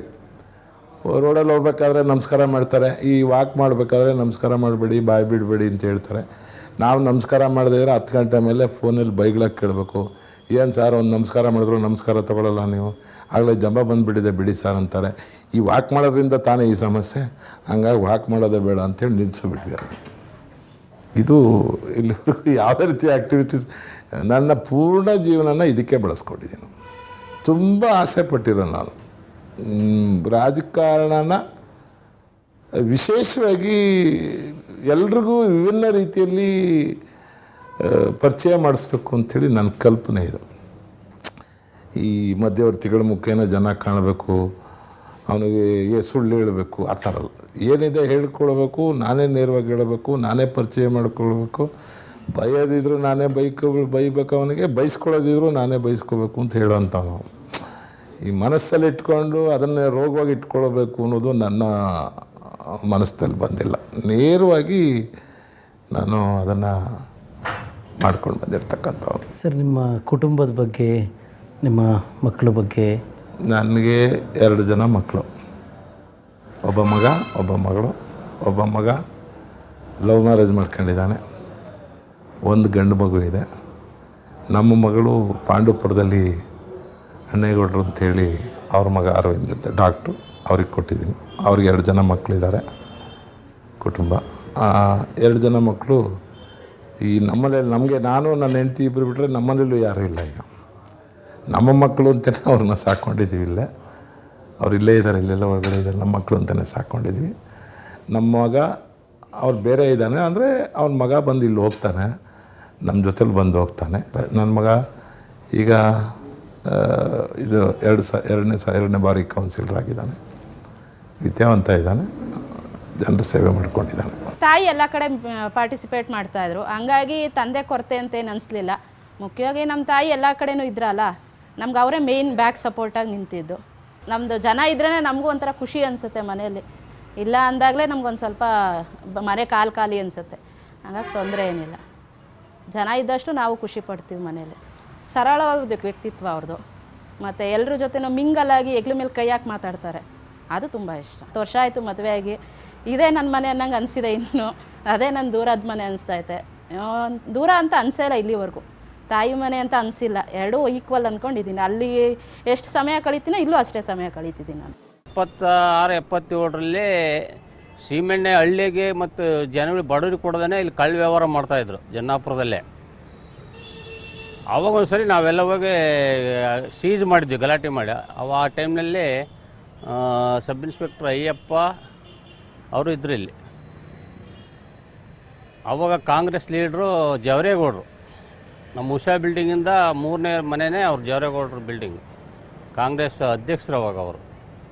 ಅವ್ರಿಗೂ ಹೋಗಿ ಹೇಳಿದ್ರೆ ಅವ್ರು ಏನಕ್ಕೆ ಕೇಳಲಿಲ್ಲ. ನಾವಿವಾಗ ಅಟ್ಯಾಕ್ ಮಾಡಿ ಸೀಮೆಣ್ಣೆನ ಅದೊಂದು ಇದು ಮಾಡಿದ್ವಿ ಅಷ್ಟೇ. ಆಮೇಲೆ ಏನು ಅಂತ ಇದೇನಿಲ್ಲ. 6ರಿಂದ 7 ಗಂಟೆ ಮೇಲೆ ಸ್ವಲ್ಪ ಇಸ್ಪಟ್ ಆಡ್ತಿದ್ವಿ ಉಷಾ ಬಿಲ್ಡಿಂಗ್ನಲ್ಲಿ. ನಮ್ಮ ಹುಡುಗರೇ, ಬೇರೆಯವ್ರು ಔಟರ್ಸ್ ಯಾರನ್ನ ಸೇರಿಸ್ತದಲ್ಲ ಅವಾಗ ಇಸ್ಪಟ್ ಆಡ್ತಿದ್ವಿ. ಅದನ್ನು ಬಿಟ್ಟರೆ ಬೇರೆ ಏನಿಲ್ಲ. ಆಮೇಲೆ ಹೋಗಿ ಊಟ ಮಾಡ್ಕೊಂಡು ಮಲಗ್ತಿದ್ವಿ. ಮತ್ತು ಬೆಳಗ್ಗೆ 7 ಗಂಟೆಗೆ ಹೋಗೋದನ್ನ 6:15ಗೆ ಎದ್ದು 7 ಗಂಟೆಗೆ ಫ್ಯಾಕ್ಟ್ರಿ ಒಳಗೆ ಹೋಗ್ತಿದ್ವಿ ನಾವು. ನಾನು ಒಂದೇ ಮನೇಲಿ ಇರ್ತಿದ್ವಿ, ಇಲ್ಲ ಅಕ್ಕನ ಮನೆಗೆ ಬಂದರೂ ಜೊತೆಲಿ ಇರ್ತಿದ್ವಿ. ಮತ್ತು ಕೆಲವು ಸಲ ನಮ್ಮ ಶಾಲೆಗೆ ಬಂದು ಪಾಠ ಮಾಡಿದ್ದಿದೆ. ಅವ್ರು ಯಾವ ಥರ ಅಂದರೆ ಸುಮ್ಮನೆ ವೀಕ್ಲಿ ಎಷ್ಟು ದಿನ ಬರುತ್ತೆ, ಗಂಟೆ ಎಷ್ಟು ದಿನ ಬರುತ್ತೆ, ವರ್ಷಕ್ಕೆ ಎಷ್ಟು ದಿನ ಬರುತ್ತೆ, ಈ ಥರ ಸುಮ್ಮನೆ ಫ್ರೆಂಡ್ ಸರ್ಕಲಲ್ಲಿ ಬಂದು ಟ್ಯೂಷನ್ ಮಾಡಿದ್ದು ಇದೆ ನಮಗೆಲ್ಲ. ಕ್ಲಾಸಲ್ಲಿ ಹಳ್ಳಿ ಕಡೆ ಸ್ಕೂಲಲ್ಲಿ ಏನು ಮಾಡ್ತಾರೆ, ಮಾಸ್ಟ್ರುಗಳು ಬಿಟ್ಕೊಟ್ಬಿಟ್ಟು ಹೋಗ್ತಿರ್ತಾರೆ. ಇವರು ಕಾಲೇಜ್ ಹುಡುಗರಲ್ಲಿ ವಿದ್ಯಾವಂತರಿದ್ದಾರೆ, ಅದೇನು ಮಾಡ್ಕೊತಾರೆ ಅಂತೇಳಿ ಆ ಥರ ರೀತಿಲಿ ಮಾಡಿದ್ದು ಉಂಟು. ಏನಿಲ್ಲ, ನಾನು ಮಿಡ್ಲ್ ಸ್ಕೂಲ್ ಓದ್ತಾ ಇರಬೇಕಾದ್ರೆ ಅವರು ಕೇಳಿದ್ದಿಷ್ಟೇ, 1 ಗಂಟೆಗೆ ಎಷ್ಟು ನಿಮಿಷ, 1 ವರ್ಷಕ್ಕೆ ಎಷ್ಟು ದಿವಸ, ಮ್ಯಾಥ್ಮೆಟಿಕ್ಸ್ ಬಿಟ್ಟರೆ ಇನ್ನೇನು ಕೇಳಿದ್ದಿಲ್ಲ. ಮತ್ತು ಬಾಕಿ ಶಾಲೆ ಮಕ್ಕಳೆಲ್ಲ ಇನ್ನೊಬ್ಬರು ಅವ್ರ ಫ್ರೆಂಡ್ ಒಬ್ಬರು ಬರ್ತಿತ್ತು, ಲೋಕಪ್ ಶಾಸ್ತ್ರಿ ಅಂತೇಳಿ, ಅವರವರ ಕ್ಲಾಸ್ಮೇಟ್. ಅವ್ರು ಬಂದಾಗ ಅವರು ಬಾಕಿ ಮಕ್ಕಳದೆಲ್ಲ ಬುಕ್ಕೆ ನೋಡಿದ್ರೆ ಇವರು ನನ್ನ ಬುಕ್ಕೇ ನೋಡಬೇಕು. ನನಗೆ ಇಷ್ಟಪಡದಿರೋ ರೀತಿ ಹೇಳ್ತೀನಿ ಕೇಳ್ರೆ, ಅವರು ಮಲಗಿದ್ರೆ ಬೇಗ ಹೇಳಲ್ಲ ಬೆಳಗ್ಗೆ ಹೊತ್ತು, ನನಗೆ ಅದೊಂದು ಇಷ್ಟ ಆಗಲ್ಲ. ಆಮೇಲೆ ನನಗೆ ಅವರು ಮನೇಲಿರೋದು ತುಂಬ ಹೊತ್ತು ಇಷ್ಟ ಆಗಲ್ಲ, ಸೋಂಬೇರಿತನ ಅಂತೇಳಿ. ನಾನು ಆ್ಯಕ್ಚುಲಿ ಬೈಯೋದು ಅಟೆಂಡ್ ಮಾಡೋಕ್ಕೆ, ಬೇಗ ಅಟೆಂಡ್ ಮಾಡೋದು ಇಷ್ಟಪಡ್ತೀನಿ. ಬೆಳಗ್ಗೆದ್ದು ಅವರು ಸ್ನಾನ ಮಾಡಿ ಹೊರಗಡೆ ಹೋಗಲಿಲ್ಲ ಅಂದರೆ ನನಗೆ ಬೇಜಾರಾಗುತ್ತೆ. ನನಗೇನಾಗುತ್ತೆ ಅಂದರೆ ಅದೊಂದನ್ನು ಇಷ್ಟಪಡಲ್ಲ ನಾನು. ದಿನನಿತ್ಯ ಬೈಯೋದವ್ರಿಗೆ ಅದೊಂದೇ ಕಾರ್ಯಕ್ರಮ. ಬೆಳಗ್ಗೆ ಎದ್ದು ನೀನು ಸ್ನಾನ ಮಾಡಿ ಹೊರಗಡೆ ಹೊರಡಲ್ಲ. ಅವಾಗ ಆ್ಯಕ್ಚುಲಿ ಹೇಳ್ತೀನಿ ನೋಡ್ರಿ, ಇವತ್ತಿನವರೆಗೂ ನನ್ನ ನೋವನ್ನು ಅವ್ರಿಗೆ ತೋರಿಸ್ಬಿಡ್ಸಲ್ಲ. ಅವ್ರು ನಾವು ನನಗೆ ತೋರ್ಪಡಿಸ್ತಾರೆ. ನಾನೇನು ಮಾಡ್ತೀನಿ, ನಾನು ಯೋಚನೆ ಮಾಡಿದ್ರೆ ಅವ್ರು ಕೊರಗ್ತಾರೆ ಅಂತ ಯೋಚನೆ ಮಾಡ್ತೀವಿ. ಅವರು ನನ್ನ ಮುಂದೆ ಹೇಳ್ಕೊಂಡ್ರೆ ಅವ್ರು ಕೊರಗ್ತಾಳೆ, ಇವಳು ಕೊರಗ್ತಾಳೆ ಅಂತೇಳಿ ಇಬ್ಬರು ನಾವು ಅದೇ ಥರ ಜೀವನ ಮಾಡ್ತಾ ಇರೋದು. ಆ ಸಂದರ್ಭ ಹೆಂಗಿದೆ ಅಂದರೆ 2 ಮಕ್ಕಳು ಒಂದೇ ತಿಂಗಳಲ್ಲಿ ಹೋದ್ವಿ, ಮತ್ತು ಎಲೆಕ್ಷನ್ ಅದೇ ವರ್ಷ ಸೋತ್ವಿ. ಆಗ ನಾವು ಆ್ಯಕ್ಚುಲಿ ಮನುಷ್ಯರ ರೂಪನೆಲ್ಲ ದೇವರೇ ಶಕ್ತಿ ಕೊಟ್ಟಿರ್ಬೇಕೇನಪ್ಪ ಇಬ್ಬರಿಗೂ. ಆ ರೀತಿ ಬದುಕಿದ್ದೀವಿ. ಅಂದರೆ ಇಬ್ಬರಲ್ಲೂ ಅಷ್ಟೇ, ಒಬ್ಬರು ದುಃಖನ ಇನ್ನೊಬ್ರಿಗೆ ತೋರಿಸ್ಕೊಂಡಿಲ್ಲ ನಾವು. ಇವ್ರದ್ದೇ ಅಲ್ಲಿ ಅವರು ನನ್ನ ಹತ್ರ ಕಷ್ಟ ಸುಖ ಅದನ್ನು ಯಾರ ಹತ್ರನೂ ಹೇಳ್ಕೋಬಾರ್ದು ಅನ್ನೋ ರೀತಿಲಿ ಅವ್ರು ಬದುಕ್ತಾರೆ. ನಾನು ಅವ್ರು ಬಂದಾಗ ನಾನು ಯೋಚನೆ ಮಾಡ್ತಿದ್ದೀನಿ ಅಂತ ಅವ್ರಿಗೆ ತೋರಿಸ್ಕೋಬಾರ್ದು ಅನ್ನೋ ರೀತಿಲಿ ನಾನು ಬದುಕ್ತೀನಿ. ನಮ್ಮದು ಮಂಡ್ಯ ತಾಲೂಕೇ, ಇವ್ರದ್ದು ನಮ್ಮದು 1.5 ಕಿಲೋಮೀಟ್ರ್ ಅಷ್ಟೇ ಆಗೋದು. ಇವ್ರದ್ದು ಮುತ್ತೇಗೆರೆ ಅಂತೇಳಿ, ನಮ್ಮದು ಮುತ್ತೇಗೆರೆ ಹಟ್ನ ಅಂತೇಳಿ ಬರುತ್ತೆ, ಬಸರಾಳ ಹೋಬಳಿ ಬರುತ್ತೆ. ಅಂದರೆ ಟೆಂಪ್ರವರಿ ಹೋಗ್ತಾಯಿದ್ರು. ನಾನು ಮದುವೆ ಆದಾಗ ನಂತರ ಸುಮ್ಮನೆ, ಅಂದರೆ ಪರ್ಮನೆಂಟ್ ಏನು ಆಗಿರಲಿಲ್ಲ ಅವ್ರಿಗೆ ಜಾಬು, ಟೆಂಪ್ರವರಿ ಹೋಗ್ತಾಯಿದ್ರು. ನನಗೆ ಏನೂ ಅನ್ನಿಸ್ಲಿಲ್ಲ. ಆವಾಗ ಇವರು ಯಾವ ರೀತಿ ಇದ್ದರು ಅಂದರೆ, ಒಂದ್ಸಲ ಸ್ವಲ್ಪ ರೌಡಿಸಮ್ ಥರ ಇದ್ದರು. ಅಂದರೆ ಭದ್ರಾವತಿಲಿ ಆ ಥರ ಭಾವನೆ ಇತ್ತು. ಆ್ಯಕ್ಚುಲಿ ನಮ್ಮ ತಂದೆನೂ ಸಮೇತ ಅದನ್ನು ಮಾತಾಡಿದ್ದು ನಾನು ಕಿವಿಯಾರ ಕೇಳಿದ್ದೀನಿ. ನಿನಗೆ ಯಾರು ಹೆಣ್ಣು ಕೊಡ್ತಾರೆ ಅನ್ನೋದ್ರ ಬಗ್ಗೆ ನಮ್ಮ ಮನೆಯವ್ರಿಗೆ ಮಾತಾಡಿದ್ದು. ನನ್ನ ಮೆಂಟಾಲಿಟಿ ಏನು, ಆವಾಗ್ಲಿಂದನೇ ಇವ್ರನ್ನ ಏನಾರು ಒಂದು ಮನುಷ್ಯನ ಮಾಡಲೇಬೇಕು ನಾನು, 4 ಜನಕ್ಕೆ ಇವರು ಒಂದು ಮಾದರಿ ಆಗಬೇಕು ಅನ್ನೋದು ನನ್ನ ತಲೆಯಲ್ಲಿ ಇದೆ. ಯಾಕೆ ಎಲ್ಲರೂ ಇವ್ರಿಗೆ ಹಿಂಗೆ ಅಂತಾರೆ, ಯಾಕೆ ಇವ್ರನ್ನ ಏನು ಮಾಡೋಕ್ಕಾಗಲ್ವಾ ನಾವು ಅನ್ನೋ ರೀತಿಲಿ ನಾನು ಅವ್ರನ್ನ ಬೆಳೆಸ್ಕೊಂಡು ಬಂದಿದ್ದು. ನಮ್ಮನೆಯವ್ರಿಗೆ ಬರ್ತಿದ್ದೆ 800 ರೂಪಾಯಿ 900 ರೂಪಾಯಿ ಸಂಬಳ. ಆವಾಗ ನಾನು ಅಷ್ಟರಲ್ಲೂ ಜೀವನ ಮಾಡಿದ್ದೀನಿ. ಇವತ್ತು 2 ಲಕ್ಷ ಬಂದರಲ್ಲೂ ಜೀವನ ಮಾಡಿದ್ದೀನಿ. ನನಗೆ ಆ ರೀತಿಯೇ ಜೀವನ ಇಷ್ಟ ಬಿಟ್ಟರೆ ಈ ರೀತಿ ಇಷ್ಟನೇ ಇಲ್ಲ ನಾನು ತಿಳಿದ ಮಟ್ಟಿಗೆ. ನನಗೆ ಯಾಕೆಂದರೆ ಇದರಲ್ಲೇನು ಹೆಚ್ಚುಗಾರಿಕೆ ಅಂತ ಅನಿಸೇ ಇಲ್ಲ. ಇವತ್ತು ಅಧಿಕಾರ ಇರುತ್ತೆ, ನಾಳೆ ಹೋಗುತ್ತೆ. ನನ್ನ ನೇರ ಜೀವನ ಸ್ಟಾರ್ಟಿಂಗ್ ನಾವು ಹೆಂಗಿದ್ದೀವಿ ಅಷ್ಟೇ, ಆ ಥರದಲ್ಲೇ ಇಷ್ಟ. ಆವಾಗ ಒಂದು ಸ್ಕೂಟ್ರಲ್ಲಿ ನನ್ನ 4 ಮಕ್ಕಳು, ನಾನು ನಮ್ಮನೆಯವರು ಫಿಲಮ್ಗೆ ಹೋಗ್ತಿದ್ದೆ. ಒಂದು ಬಜಾಜ್ ಚೇತಕ್ ಅಂತೇಳಿ ಸ್ಕೂಟ್ರ್ ಇತ್ತು ನನ್ನ ಹತ್ರ. ಫಸ್ಟ್ ಎಲೆಕ್ಷನಲ್ಲಿ ಮಾರಿಬಿಟ್ರು ಅದನ್ನು. ಯಾವುದೋ ಒಂದು ಫಂಕ್ಷನ್ ಮಾಡೋಕ್ಕೆ ಅದನ್ನು ಮಾರಿಬಿಟ್ರು. ನಮ್ಮ ಮನೆಯವ್ರು ಫ್ರೀ ಆಫ್ ಲೋನಲ್ಲಿ ಅದನ್ನು ತೊಗೊಂಡಿದ್ರು. ಅದು ಒಂದು ಸ್ಕೂಟ್ರಲ್ಲಿ ನಾವು 4 ಜನ ಮಕ್ಕಳು, ಗಂಡ ಹೆಂಡತಿ ಸೆಕೆಂಡ್ ಶಾಪ್ ಪ್ರತಿ ಶನಿವಾರ ಹೋಗ್ತಿದ್ವಿ. ನನಗೆ ಈಗಲೂ ಆ ಜೀವನ ಇಷ್ಟ ಅನಿಸುತ್ತೆ. ನಾನು ಮದುವೆ ಆದ ತಕ್ಷಣ ಹೋಗಿದ್ದು ಭೂತಯ್ಯ ನಮಗ ಅಯ್ಯ ಒಂದಿತ್ತು, ಸಂಪತ್ತಿಗೆ ಸವಾಲು ಒಂದು ಫಿಲಮ್ ಹೋಗಿತ್ತು. ನಾನು ಮದುವೆ ಆದ ಅಷ್ಟರಲ್ಲಿ 79ರಲ್ಲಿ. ಸರ್, ಈಗ ಭದ್ರಾವತಿ ರಾಜಕಾರಣ ಕರ್ನಾಟಕ ರಾಜ್ಯದಲ್ಲೇ ಸ್ವಲ್ಪ ಭಿನ್ನವಾಗಿರ್ತಕ್ಕಂಥ ರಾಜಕಾರಣ. ಅಂದರೆ ಅಪ್ಪಾಜಿಯವರಂತಲ್ಲ, ಅವ್ರ ವಿರೋಧಿ ಪಕ್ಷದವರು ಅಂತಲ್ಲ, ಒಂದಿಷ್ಟು ತಪ್ಪು ಮಾಡಿದವರಿಗೂ ಕೂಡ ಎಲ್ಲರೂ ಅವ್ರನ್ನ ಬಿಡಿಸ್ಕಳಿಸ್ತಕ್ಕಂಥ ವ್ಯವಸ್ಥೆ ಅಂತಕ್ಕಂಥದ್ದನ್ನು ನಾವು ನೋಡ್ತೀವಿ, ಕೇಳ್ತೀವಿ. ಇದ್ರ ಬಗ್ಗೆ ನಿಮ್ಮ ಅಭಿಪ್ರಾಯವನ್ನು ಹೇಳ್ತೀರಾ? ಈಗ ನೀವು ಹೇಳೋದು ಪೊಲೀಸ್ ಠಾಣೆ ವಿಚಾರನ. ಒಟ್ಟಾರೆ ಯಾರೋ ಒಬ್ಬ ಕಳ್ತನ ಮಾಡ್ಕೊಂಬಂದ ಅಂದರೂ ಕೂಡ ಮತಕ್ಕಾಗಿ ಅವ್ರನ್ನ ಹಾಗೇನೆ ಅವ್ರನ್ನ ಸಮಾಧಾನ ಮಾಡಿ. ಇಲ್ಲಿ ಒಂದು ಸತ್ಯನ ನಿಮ್ಮ ಜೊತೆಲ್ಲ ಹಂಚಿಕೊಳ್ಳೇಬೇಕಾಗ್ತದೆ. ಕಳ್ತನ ಮಾಡೋವಂಥವ್ರು, ತಪ್ಪು ಮಾಡೋವಂಥವ್ರು ಕೆಲವು ಕಾರಣಾಂತರಗಳಿಂದ ಕಳ್ತನ ಮಾಡ್ತಾರೆ, ತಪ್ಪುಗಳನ್ನು ಮಾಡ್ತಾರೆ. ಅದರಲ್ಲಿ ಇಲಾಖೆಯವರು ಎಲ್ಲವನ್ನೂ ಸಹ ನೈಜ ಸತ್ಯ ಅಂಥೇಳಿ ತಿಳ್ಕೊಂಡು ಅವ್ರು ತಪ್ಪು ಮಾಡೋದು ಅಪಾರ. ಜನ ತಪ್ಪು ಮಾಡೋದಕ್ಕಿಂತನೂ ಇಲಾಖೆಯವ್ರು ತಪ್ಪು ಮಾಡೋದು ಅಪಾರ. ಯಾಕೆ ಈ ಮಾತನ್ನು ಹೇಳ್ತೀನಿ ಅಂದರೆ, ಭದ್ರಾವತಿಯಲ್ಲಿ ಇವತ್ತು ಒಂದು ಪೊಲೀಸ್ ಇಲಾಖೆಯಲ್ಲಿ ಒಂದು ಸಣ್ಣ ಘಟನೆ ನಿಮ್ಗೆ ಹೇಳ್ತೀನಿ. ಹೇಳದೇ ಇದ್ರೂ ಈ ಸಂದರ್ಭದಲ್ಲಿ ತಪ್ಪಾಗ್ತದೆ. ಒಬ್ಬ ಕಳ್ಳ 37 ಗ್ರಾಮ್ ಚಿನ್ನ ಕದೀತಾನೆ. ತಪ್ಪದು, ಅದರಲ್ಲಿ 2ನೇ ಮಾತಿಲ್ಲ. ಆದರೆ ಚಿನ್ನ ಕದ್ದಂಥ ಕಳ್ಳನ ಹತ್ರ ಪೊಲೀಸಲ್ಲಿ ವಸೂಲಿ ಮಾಡೋದು ಎಷ್ಟು ಗೊತ್ತಾ? 100 ಗ್ರಾಮು. ಕಳ್ತನ ಮಾಡಿದಂಥ ಕಳ್ಳ ಕದ್ದಿರೋದು 37 ಗ್ರಾಮು. ಆದರೆ ನಮ್ಮೂರು ಪೊಲೀಸರು ವಸೂಲಿ ಮಾಡೋದು 100 ಗ್ರಾಮು. 100 ಗ್ರಾಮ್ ವಸೂಲಿ ಮಾಡಿದ್ರೆ 63 ಗ್ರಾಮು ಆ ಪೊಲೀಸ್ ಆಫೀಸರ್ ಜೇಬಳಿಗೆ ಹೋಗ್ತದೆ ಸ್ನೇಹಿತರೆ. 63 ಗ್ರಾಮು. ಇದನ್ನು ಪ್ರಶ್ನೆ ಮಾಡಬೇಕಾ ಬೇಡವಾ ನೀವು ಹೇಳಿ? ಕಳ್ಳರನ್ನ ಬಿಡಿ ಅಂತ ಹೇಳ್ತಾರೆ ಅಂತ ಅಷ್ಟೇ ಹೇಳ್ತಾರೆ. ಕಳ್ಳರನ್ನ ಯಾಕೆ ಬಿಡಿ ಅಂತ ಹೇಳ್ತೀವಿ ಅಂದರೆ, ತಪ್ಪು ಅಂತ ಹೇಳ್ತೀವಿ ಅಂದರೆ, 37 ಗ್ರಾಮ್ ಕದ್ದನ್ನು ಬಿಡಿ ಅಂತ ಹೇಳಲ್ಲ ನಾವು. 100 ಗ್ರಾಮ್ ಕದೀತಾನಲ್ಲ ಕಳ್ಳ, ಇವನು ಕಳ್ಳ, ನಿಜವಾದ ಕಳ್ಳ. ಅವ್ನು ವಾಟೆಪಾಡಕ್ಕೆ ಕದೀತಾನೆ ಯಾರು ಕಳ್ಳ, ಇವನು ಆಡಂಬರಕ್ಕಾಗಿ ಕದೀತಾನೆ ಪೊಲೀಸ್ ಆಫೀಸರ್ ಕಳ್ಳ, ಪಕ್ಕ ಕಳ್ಳ ಇವನು. ಆ ಮೊದಲನೇ ಕಳ್ಳಗಿಂತನೂ ಏನು ಜನರ ಹತ್ರ ವಸೂಲಿ ಮಾಡ್ತಾನೆ, ದಗಲ್ಬಾಜಿ ಮಾಡ್ತಾನೆ, ವೈಭವವಾಗಿ ಆ ಇಲಾಖೆಯನ್ನು ಪೋಸ್ಟನ್ನು ಬಳಸ್ಕೊಳ್ತಾನೆ, ಅವನು ಕಳ್ಳ. ಅದನ್ನು ಹಿಟ್ ಮಾಡ್ತೀವಿ. ಅದಕ್ಕೆ ಅವನು ಹೇಳ್ತಾನೆ ಶಾಸಕರು ಕೈ ಹಾಕ್ತಾರೆ, ಶಾಸಕರು ಸರಿ ಇಲ್ಲ ಅಂತೇಳಿ. ಯಾವ್ದು ಸರಿ ಇದೆ ಸರಿ ಇಲ್ಲ ಹೇಳಿ ನೋಡೋಣ. ಭದ್ರಾವತಿಯಲ್ಲಿ ಹಲ್ಕಟ್ಗಿರಿ ಏನಾರು ಮಾಡ್ತಾಯಿದ್ರು ಅಂದರೆ ಪೊಲೀಸ್ ಇಲಾಖೆಯಲ್ಲಿ ಕೆಲವು ಜನ ಅಧಿಕಾರಿಗಳು ಸುಲಿಗೆ ಮಾಡಿದ್ದಾರೆ, ಭದ್ರಾವತಿ ಜನರನ್ನ ಸುಲಿಗೆ ಮಾಡಿದ್ದಾರೆ. ಅದೃಷ್ಟವಶಾತ್ ಅವ್ರಿಗೇನಿದೆ ನಮ್ಮ ಆಡಳಿತ ಪಕ್ಷದವರು ಸಪೋರ್ಟ್ ಮಾಡ್ತಾರೆ ಅವರಿಗೆ. ಅವನಿಗೆ ಭಾಳ ಕ್ಲೀನ್ ಹ್ಯಾಂಡ್ ಸರ್ಟಿಫಿಕೇಟ್ ಕೊಡ್ತಾರೆ. ಇದು ಸಣ್ಣ ಉದಾಹರಣೆ, 37 ಗ್ರಾಮ್ ಚಿನ್ನಕ್ಕೆ 100 ಗ್ರಾಮ್ ಚಿನ್ನ ವಸೂಲಿ ಮಾಡೋವಂಥ ಒಬ್ಬ ಆಫೀಸರ್ಗೆ ನಮ್ಮ ಆಡಳಿತ ಪಕ್ಷದ ನಮ್ಮ ಭದ್ರಾವತಿಯ ಮಹಾನ್ ನಾಯಕರು ಕ್ಲೀನ್ ಚಿಟ್ ಕೊಡ್ತಾರೆ, ಒಳ್ಳೆ ಕೆಲಸಕಾರ ಅಂಥೇಳಿ. ಒಬ್ಬ ಓಸಿ ಆಡೋನ ಹತ್ರ ಆ ಓಸಿ ನಡ್ಸ್ಕೊಂಡು ಹೋಗೋ ನನಗೊಂದು ಕಾರ್ ಕೊಡುವಂಥ 17 ಲಕ್ಷ ರೂಪಾಯಿ ಕಾರ್ ತೊಗೊಂಡವನು ಒಬ್ಬ ಮನೆಯಾಳ ಸರ್ಕಲ್ ಇನ್ಸ್ಪೆಕ್ಟ್ರು, ಇವನು ಕ್ಲೀನ್ ಚಿಟ್ ಭದ್ರಾವತಿ. ಇದನ್ನು ಕೇಳಿದ್ರೆ ತಪ್ಪ? ಯಾರು ಕಳ್ಳ ಹೇಳಿದ್ರಲ್ಲಿ? ಓಸಿ ಆಡೋನು ಕಳ್ಳ. ಆ ಓಸಿ ಆಡೋನ ಹತ್ರ ನೀನು ಹೆಂಗಾರ ಆಡ್ಕೊ ಅಂತೇಳಿ 17 ಲಕ್ಷ ರೂಪಾಯಿ ಕಾರ್ ತರೋನು ಕಳ್ಳ ಹೇಳಿ ನೋಡೋಣ. ಹೇಗೆ ಹೇಳ್ತೀರಿ ಇದನ್ನು? ಯಾರು ಅದ್ರ ಬಗ್ಗೆ ಪೊಲೀಸವ್ರ ಬಗ್ಗೆ ಮಾತಾಡಬಾರ್ದ, ಕೇಳಬಾರ್ದ, ಹೇಳಬಾರ್ದ? ಇದನ್ನು ಕೇಳಿದ್ರೆ ಪೊಲೀಸ್ ಸ್ಟೇಷನ್ಲಿ ಎಂಟ್ರ್ ಆಗ್ತದೆ. ಯಾವುದಕ್ಕೆ ಕೇಳಿದ್ವಿ, ಯಾವುದಕ್ಕೆ ಮಾಡಿದ್ವಿ? ನಾವು ಕೇಳಿದಾಗ ಅವ್ನು ಕಳ್ತನ ಮಾಡೋನೆ ಅಂತ ಹೇಳ್ತಾರೆ. ಅವ್ನಿಗೆ 15-20 ಸಾವಿರ ರೂಪಾಯಿ ಕೊಟ್ಬಿಟ್ರೆ ಬೆಳಿಗ್ಗೆ ಹೊತ್ತೇ ಬಿಟ್ಟು ಕಳಿಸ್ತಾರಲ್ಲ. ಹಂಗಾರೆ ಯಾರು ಕಳ್ತನ ಮಾಡಿದ್ದಾರೆ? ಯಾರು ಅದನ್ನು? ನಾವು ಹೇಳಿದಾಗ ಸರ್ ಅವ್ನು ಕಳ್ತನ ಮಾಡಿದ್ದಾನೆ ಸರ್, ಆಯ್ತು ಬಿಡಪ್ಪ. ಅವ್ನು 15-20 ಸಾವಿರ ರೂಪಾಯಿ ಕೊಟ್ಬಿಟ್ರೆ ಅವ್ನು ಕಳ್ತನ ಮಾಡಿಲ್ಲ ಅಂತ ಬಿಟ್ಟು ಕಳಿಸ್ತಾರಲ್ಲ. ಇದು ಪ್ರಶ್ನೆ ಇರ್ತಕ್ಕಂಥದ್ದು. ನಿಮಗೆ ನಿಮ್ಮ ಜೀವನದಲ್ಲಿ ತುಂಬ ಸಂತೋಷ ಆಗಿರ್ತಕ್ಕಂಥ ಸಂದರ್ಭ, ಆ ಥರದ ಘಟನೆ ಅತಿ ಹೆಚ್ಚು ನೆನಪಲ್ಲಿರ್ತಕ್ಕಂಥದ್ದು ಏನಾದರೂ ಇದೆಯಾ ಸರ್? ನನಗೆ ಎಲ್ಲ ದಿನವೂ ಸಂತೋಷಪಟ್ಟಿದ್ದೀನಿ ನಾನು. ನನಗೆ ದುಃಖವಾಗಿದ್ದ ದಿನ ಅಂದರೆ ಯಾರು ಜನರು ಜಾಸ್ತಿ ಬರಲಿಲ್ಲ, ಅವತ್ತು ಒಂದೇ ದಿನ ದುಃಖವಾಗಿರೋದು. ಅದು ಬಿಟ್ಟರೆ ಬಾಕಿ ದಿನ ಎಲ್ಲ ಸಂತೋಷಪಟ್ಟಿದ್ದೀನಿ. ಬಿಟ್ಟರೆ ನಾನು ಯಾವತ್ತೂ ದುಃಖನೇ ಪಟ್ಟಿಲ್ಲ ನಾನು. ಯಾರೇ ಒಬ್ಬ VSL ಕಾರ್ಮಿಕನಿಗೆ 3 ಸಾರಿ MLA ಮಾಡಿದ್ದಾರೆ ಅಂದರೆ ಏನು ಕಳ್ಕೊಂಡಿದ್ದೀನಿ ಅಂತ ದುಃಖ ಪಡಲಿ ನಾನು. ನನಗದು ಅನಿಸಿಲ್ಲ. ನನಗೆ ಯಾವಾಗಲೂ ಆ ವಿಚಾರದಲ್ಲಿ ನಾನು ಪ್ರಾರಂಭದಲ್ಲಿ ಹೇಳ್ಬಿಟ್ಟಿದ್ದೀನಿ, ನನಗಿಂತ ಅದೃಷ್ಟವಂತ ಬಹುತೇಕ ಈ ದೇಶದಲ್ಲಿ ಸಿಗಲಿಕ್ಕಿಲ್ವೇನೋ ಅಂತ ಅಂದ್ಕೊಂಡಿದ್ದೀನಿ. ಅಷ್ಟು ತುಂಬ ಸಂತೋಷಿಗೆ ನಾನು. ಕೆಲವು ಕಾರಣಗಳಿರ್ಬೋದು, ಇಲ್ಲ ಅಂತ ಹೇಳಲ್ಲ.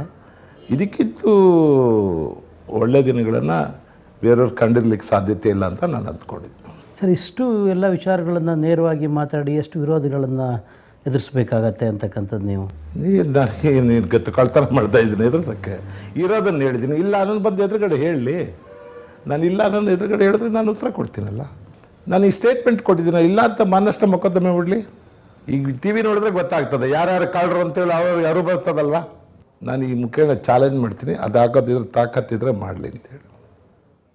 ಇಲ್ಲ ಮಾನ ಮರ್ಯಾದೆ ಇದ್ದರೆ ಗಂಭೀರತೆ ಉಳಿಸ್ಕೊಳ್ಳಿ ಅಂತಾನೆ ನಾನು ಕೆಲವೇ ದಿನಗಳಲ್ಲಿ ಭದ್ರಾವತಿ ಜನರಿಗೆ ಈ ಮಾತನ್ನು ತಿಳಿಸಿ ಭದ್ರಾವತಿ ಬಂದನ್ನು ಮಾಡೋಣ ಅಂತಿದ್ದೀನಿ.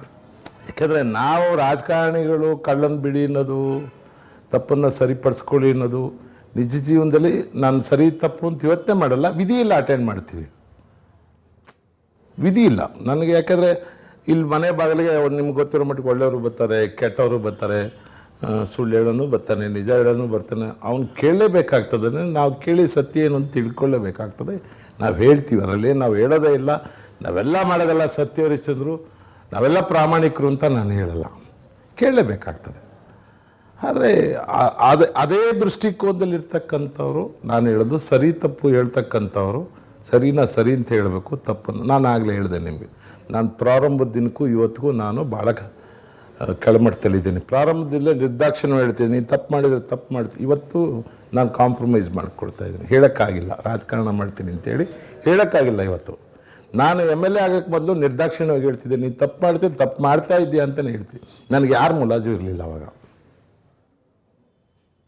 ಇವತ್ತು ಆ ತಪ್ಪನ್ನು ನಾನು ಮಾಡಿದ್ದೀನಿ, ಇಲ್ಲ ಅಂತ ಹೇಳಲ್ಲ. ಕೆಲವು ತಪ್ಪುಗಳು ನಾನು ಮಾಡಿದ್ದೀನಿ. ನಾನೇನು ಸತ್ಯ ಹರಿಶ್ಚಂದ್ರ ಅಂತ ಹೇಳ್ಕೊಳ್ಳಲ್ಲ. ಆದರೆ ಆ ಸಮಯದಲ್ಲಿ ವಿಧಿ ಇಲ್ಲ ಮಾತನಾಡಿದ್ದೇನೆ. ಅದು ಅದರಿಂದ ನನಗೇನೋ ನಾನು ಯಾರಿಗೋ ಮೋಸ ಮಾಡಿದ್ದೀನಿ ಅಂತನೋ ವಂಚನೆ ಮಾಡಿದ್ದೇನೆ, ನನಗೇನೋ ನನ್ನಿಂದ ಅನ್ಯಾಯ ಆಗಬೇಕು ಅಂತ ನಾನು ಮಾಡಿದ್ದಲ್ಲ. ಸರ್, ಈಗ ನಿಮಗೆ ಖಾಸಗಿಯಾಗಿರ್ತಕ್ಕಂಥ ಒಂದು ಪ್ರಶ್ನೆ, ಜೀವನದಲ್ಲಿ ತುಂಬ ನೋವು ಅನುಭವಿಸಿದ್ದೀರಾ, ಭಾಳಷ್ಟು ಕಷ್ಟಗಳನ್ನು ಎದುರಿಸಿದ್ದೀರಾ, ಆದರೂ ಅದನ್ನು ಮೀರಿ ಸಾರ್ವಜನಿಕ ಜೀವನದಲ್ಲಿದ್ದೀರಾ. ಅದು ಆ ನೋವುಗಳನ್ನು ನೀವು ಹೇಳ್ಕೊಡ್ಲಿಕ್ಕೂ ಇಷ್ಟಪಡ್ತಿಲ್ಲ ಅಂತಕ್ಕಂಥ ಅಂಶ ಬಹಳ ನಮ್ಮಲ್ಲಿ ಪ್ರಶ್ನೆ ಮೂಡ್ತಾ ಇದೆ. ಅದ್ರ ಬಗ್ಗೆ ಏನಾದರೂ ಹೇಳ್ತೀರಾ? ಅಲ್ಲ, ನೋವು ಅನುಭವಿಸಿದ್ದೀನಿ ಅಂದರೆ ನಾನು ಆಗಲೇ ನಾವು ಹುಟ್ತಾ VIP ಮಧ್ಯಮ ವರ್ಗದವರು ಅಂಥೇಳಿ ನಾನು ಹೇಳಿದೆ. ಮಧ್ಯಮ ವರ್ಗದ ಜನ ನನ್ನೊಬ್ಬಂದೇ ಅಲ್ಲ, ಇದು ಎಲ್ಲರೂ ಜೀವನ ವ್ಯವಸ್ಥೆ ಇದ್ದಾಗ ಬದುಕೋಕ್ಕೂ ಹೋಗಲ್ಲ, ಸಾಯೋಕ್ಕೂ ಹೋಗಲ್ಲ, ಈ ಥರದ ಜೀವನ. ಹಾಗಾಗಿ ಇದರಲ್ಲಿ ನನ್ನೊಬ್ಬಂದೇ ಅನ್ನೋ ಪ್ರಶ್ನೆ ಏನಿಲ್ಲ. ಇದರಲ್ಲಿ ವಿಶೇಷವಾಗಿ ಹೇಳ್ಕೊಳ್ಳೋವಂಥದ್ದಿಲ್ಲ. ಈಗ ನಿಮಗೊಂದು ನಾನು VSL ಎಂಪ್ಲಾಯ್ ಆಗಿದ್ದಾಗ ನಾನು ಹೇಳ್ಕೊಳ್ಬೇಕು ಅಂದರೆ ನನ್ನ ಮಕ್ಕಳೆಲ್ಲ ಲಿಟಲ್ ಫ್ಲವರ್ ಕಾನ್ವೆಂಟಲ್ಲಿ ಓದ್ತಿದ್ರು. 1ನೇ ತಾರೀಕು ಫೀಸ್ ಕಟ್ಟಬೇಕಲ್ವಾ, ನಾವು ಯಾವತ್ತೂ ಫೈನ್ ಕಟ್ತೇನೆ ಫೀಸ್ ಕಟ್ಟೇ ಇಲ್ಲ. ಒಂದು ಸಣ್ಣ ಉದಾಹರಣೆ, ಯಾವತ್ತೂ ಸಹ ನಾವು ಫೈನ್ ಕಟ್ತೇನೆ ಮಕ್ಕಳಿಗೆ ಎಜುಕೇಷನ್ ಕೊಡ್ಸೋಕ್ಕಾಗೇ ಇಲ್ಲ. ಕಾರಣ ನಾವು ಮಕ್ಕಳನ್ನ ಓದಿಸ್ಬೇಕು ಅಂತನೋ ಆಸೆ, ನಮ್ಮ ಇತಿಮಿತಿಯಲ್ಲೇ ಮಾಡಬೇಕಲ್ಲ. ನಮಗೆ 8ನೇ ತಾರೀಕು ಸಂಬಳ ಬರ್ತಾಯಿತ್ತು, ಆ ಫೈನನ್ನು ಆ ರೂಪದಲ್ಲೇ ಕಟ್ತಿದ್ವಿ ನಾವು. ಲೀಡರ್ಶಿಪ್ ಮಾಡಬೇಕಾದ್ರೂ ಅಷ್ಟೇ. ಈಗ ಉದಾಹರಣೆಗೆ ನಮ್ಮ ಬೆಳವಣಿಗೆಗಳು ಹೆಂಗಿದೆ ಅಂದರೆ, ನನಗೆ ಆಗಲೇ ಹೇಳಿದೆ, ನನ್ನ ಶಾರದಾ ಕೆಲವು ಅಂಶದಲ್ಲಿ ನನಗೆ ಪೂರಕ ಅಂಥೇಳಿ. ಪ್ರಾರಂಭದಲ್ಲಿ ನಮ್ಮ ಹತ್ರ ದುಡ್ಡಿರಲಿಲ್ಲ, ಅವಳು ಒಳ್ಳೆಯೆಲ್ಲ ಗಿರ್ಬಿಟ್ಟು ನಾವು ರಾಜಕೀಯವಾಗಿ ಬೆಳೆಸ್ಕೊಂಡಿದ್ದೀವಿ. ಕೊನೆಯಲ್ಲಿ ಬಿಡಿಸ್ಕೊಳ್ಳೋಕ್ಕೂ ಆಗಿರಲಿಲ್ಲ, ನಮ್ಮ ಕೈಲಿ ಬಿಡಿಸ್ಕೊಳ್ಳೇ ಇಲ್ಲ ಬಿಡಿ, ಅವಾಗ ಬಿಡಿಸ್ಕೊಳ್ಳೇ ಇಲ್ಲ. ಹಾಗಾಗಿ ಅದನ್ನು ಯಾರಿಗೆ ಹೇಳ್ಕೊಳ್ಳೋದು, ಯಾವ ರೀತಿ ಹೇಳ್ಕೊಳ್ಳೋದು ಹೇಳಿ, ಇದನ್ನೆಲ್ಲ ನಾವೇನು ಮಾಡ್ಕೊಂಡು ಬಂದಿದ್ದೀವಿ ಅಂಥೇಳಿ.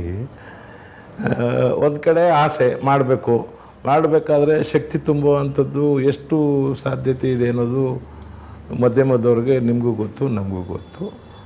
ಅದರಲ್ಲಿ ಸ್ವಲ್ಪ ವ್ಯತ್ಯಾಸ ಕಂಡಿರ್ಬೋದು ಅಷ್ಟೇ, ಬಿಟ್ಟರೆ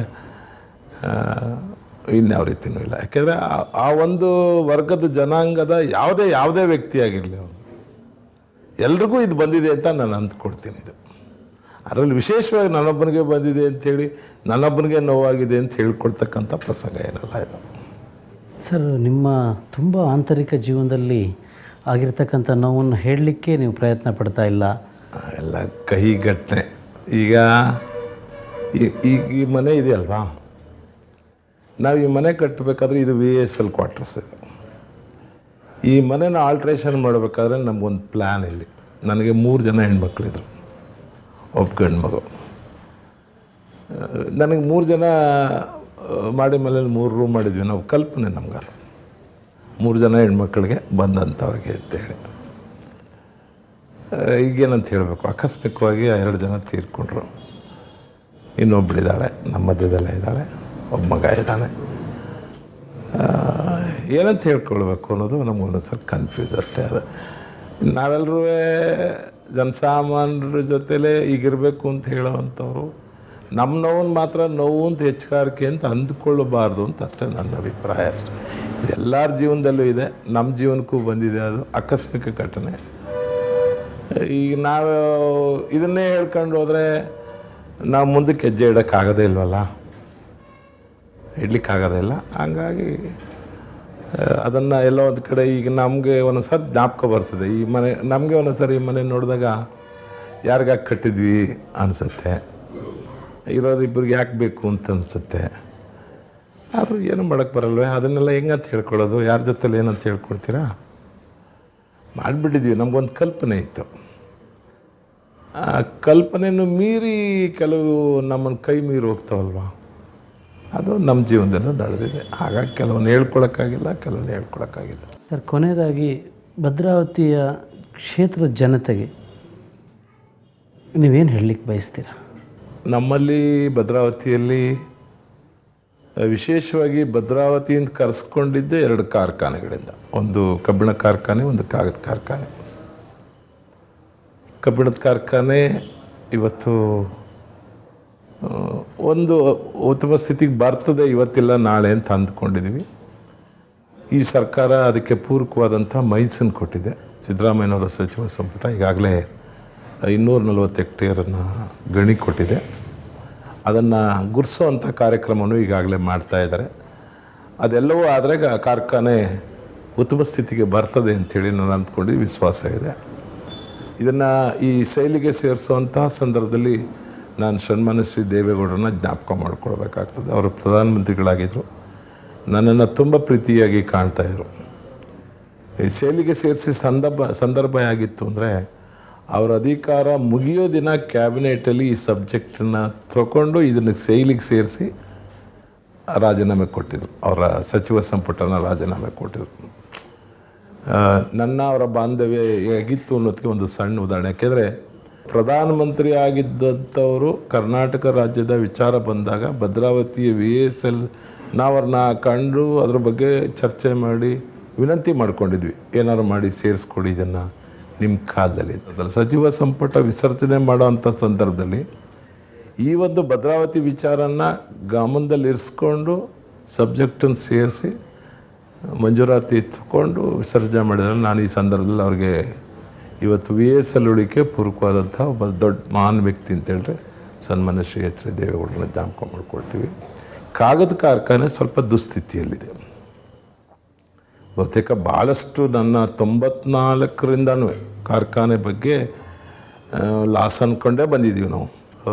ಕಾರ್ಖಾನೆನ ಯಾವ ರೀತಿ ಉಳಿಸ್ಕೊಳ್ಳಿಕ್ಕೆ ಪ್ರಯತ್ನ ಪಟ್ಟಿದ್ದೀವಿ ಅಂದರೆ ಪ್ರಧಾನಮಂತ್ರಿಗಳು ದೇವೇಗೌಡರಾಗಿದ್ದರು, JH ಪಟೇಲರು ಮುಖ್ಯಮಂತ್ರಿಗಳಾಗಿದ್ದರು, BL ಶಂಕರು ಕೈಗಾರಿಕಾ ಮಂತ್ರಿಗಳಾಗಿದ್ದರು. ಆ ಸಂದರ್ಭದಲ್ಲಿ JH ಪಟೇಲರು BL ಶಂಕರ್ ಅವರಿಗೆ ಈ ರಾಜ್ಯದ ಎಲ್ಲ ಭಾಗದಲ್ಲಿ ನೆಗೋಷಿಯೇಷನ್ 5 ವರ್ಷಕ್ಕೆ ಒಂದು ಸರಿ ಇದೆ. ಆದರೆ MPMಗೆ 4 ವರ್ಷಕ್ಕೆ ಮಾಡಿಕೊಟ್ಟಿದ್ವಿ. ನಾನು ಕಾರ್ಮಿಕನಾಗಿ ಶಾಸಕನಾದ ಮೇಲೆ JH ಪಟೇಲ್ರವ್ರನ್ನ BL ಶಂಕರ್ರವ್ರನ್ನ ತುಂಬ ಆತ್ಮೀಯವಾಗಿ ಅವರನ್ನು ಕಾಣೋದ್ರ ಮೂಲಕ, ವಿಚಾರ ಹೇಳ್ಕೊಳ್ಳೋದ್ರ ಮೂಲಕ ರಾಜ್ಯದ ಎಲ್ಲ ಕಾರ್ಖಾನೆಗಳಿಗೆ 5 ವರ್ಷದ ಒಪ್ಪಂದಗಳಿದೆ, ವೇಜ್ ನೆಗೋಷಿಯೇಷನ್. ಆದರೆ ಭದ್ರಾವತಿ MPFಗೆ 4 ವರ್ಷಕ್ಕೆ ಒಂದು ಸಾರಿ ಮಾಡಿಕೊಂಡಿದ್ವಿ. ಅದಾದ ನಂತರ ಪ್ರತಿ ಹಂತದಲ್ಲೂ ಸರ್ಕಾರದಿಂದ ಎಲ್ಲ ಸರ್ಕಾರಗಳು, ಅದರೆಲ್ಲ ನಮ್ಮ ಸರ್ಕಾರ ಅವ್ರ ಸರ್ಕಾರ ಅಂತಲ್ಲ, ಎಲ್ಲ ಸರ್ಕಾರಗಳು ಕಾರ್ಖಾನೆ ಉಳಿವಿಗಾಗಿ ಪ್ರಾಮಾಣಿಕ ಪ್ರಯತ್ನ ಪಟ್ಟಿದೆ. ಇವತ್ತಾಗಲೇ ಸುಮಾರು 1300 ಕೋಟಿ ಲಾಸ್ ಆಗಿದೆ. ಇದು ಸರ್ಕಾರಕ್ಕೆ ಭರಿಸಲಾಗದಂಥ ದುಪ್ಪಟ ಅಂಥೇಳಿ ನಾನು ಅಂದ್ಕೊಳ್ತೇನೆ. ಈಗಾಗಲೇ 2-3 ಹಂತದಲ್ಲಿ ಅಫಿಸಿಯಲ್ಸ್ ಮೀಟಿಂಗ್ ಕರೆದಿದ್ದಾರೆ, ರಾಜಕಾರಣಿಗಳು ಯಾರನ್ನೂ ಕರೆದಿಲ್ಲ. ಏನು ಮಾಡಬೇಕು ಅನ್ನೋದನ್ನು ನಾನು ಮುಖ್ಯಮಂತ್ರಿಗಳಲ್ಲೂ ಮನವಿ ಮಾಡಿದ್ದೀನಿ, ಶಾಸಕರನ್ನು ಗಮನದಲ್ಲಿಟ್ಕೊಂಡು ನೀವು ಮೀಟಿಂಗ್ ಮಾಡಬೇಕಾಗ್ತದೆ ಅಂತೇಳಿ ಮನವಿ ಮಾಡಿದ್ದೀನಿ. ಬಹುತೇಕ ಅದನ್ನು ಮಾಡ್ತೀವಿ ಅಂತ ಒಪ್ಕೊಂಡಿದ್ದಾರೆ. ಅದು ಒಂಥರ ಕಷ್ಟ ಸ್ಥಿತಿಲಿದೆ ಅಂತ ಬಹುತೇಕ ಈ ಭದ್ರಾವತಿ ಕ್ಷೇತ್ರದಲ್ಲಿ ಯಾವುದಾದ್ರೂ ಒಂದು ಹೈಯರ್ ಎಜುಕೇಷನ್ ಆಗಬೇಕು ಅಂಥೇಳಿ ಬಯಸ್ತೀವಿ.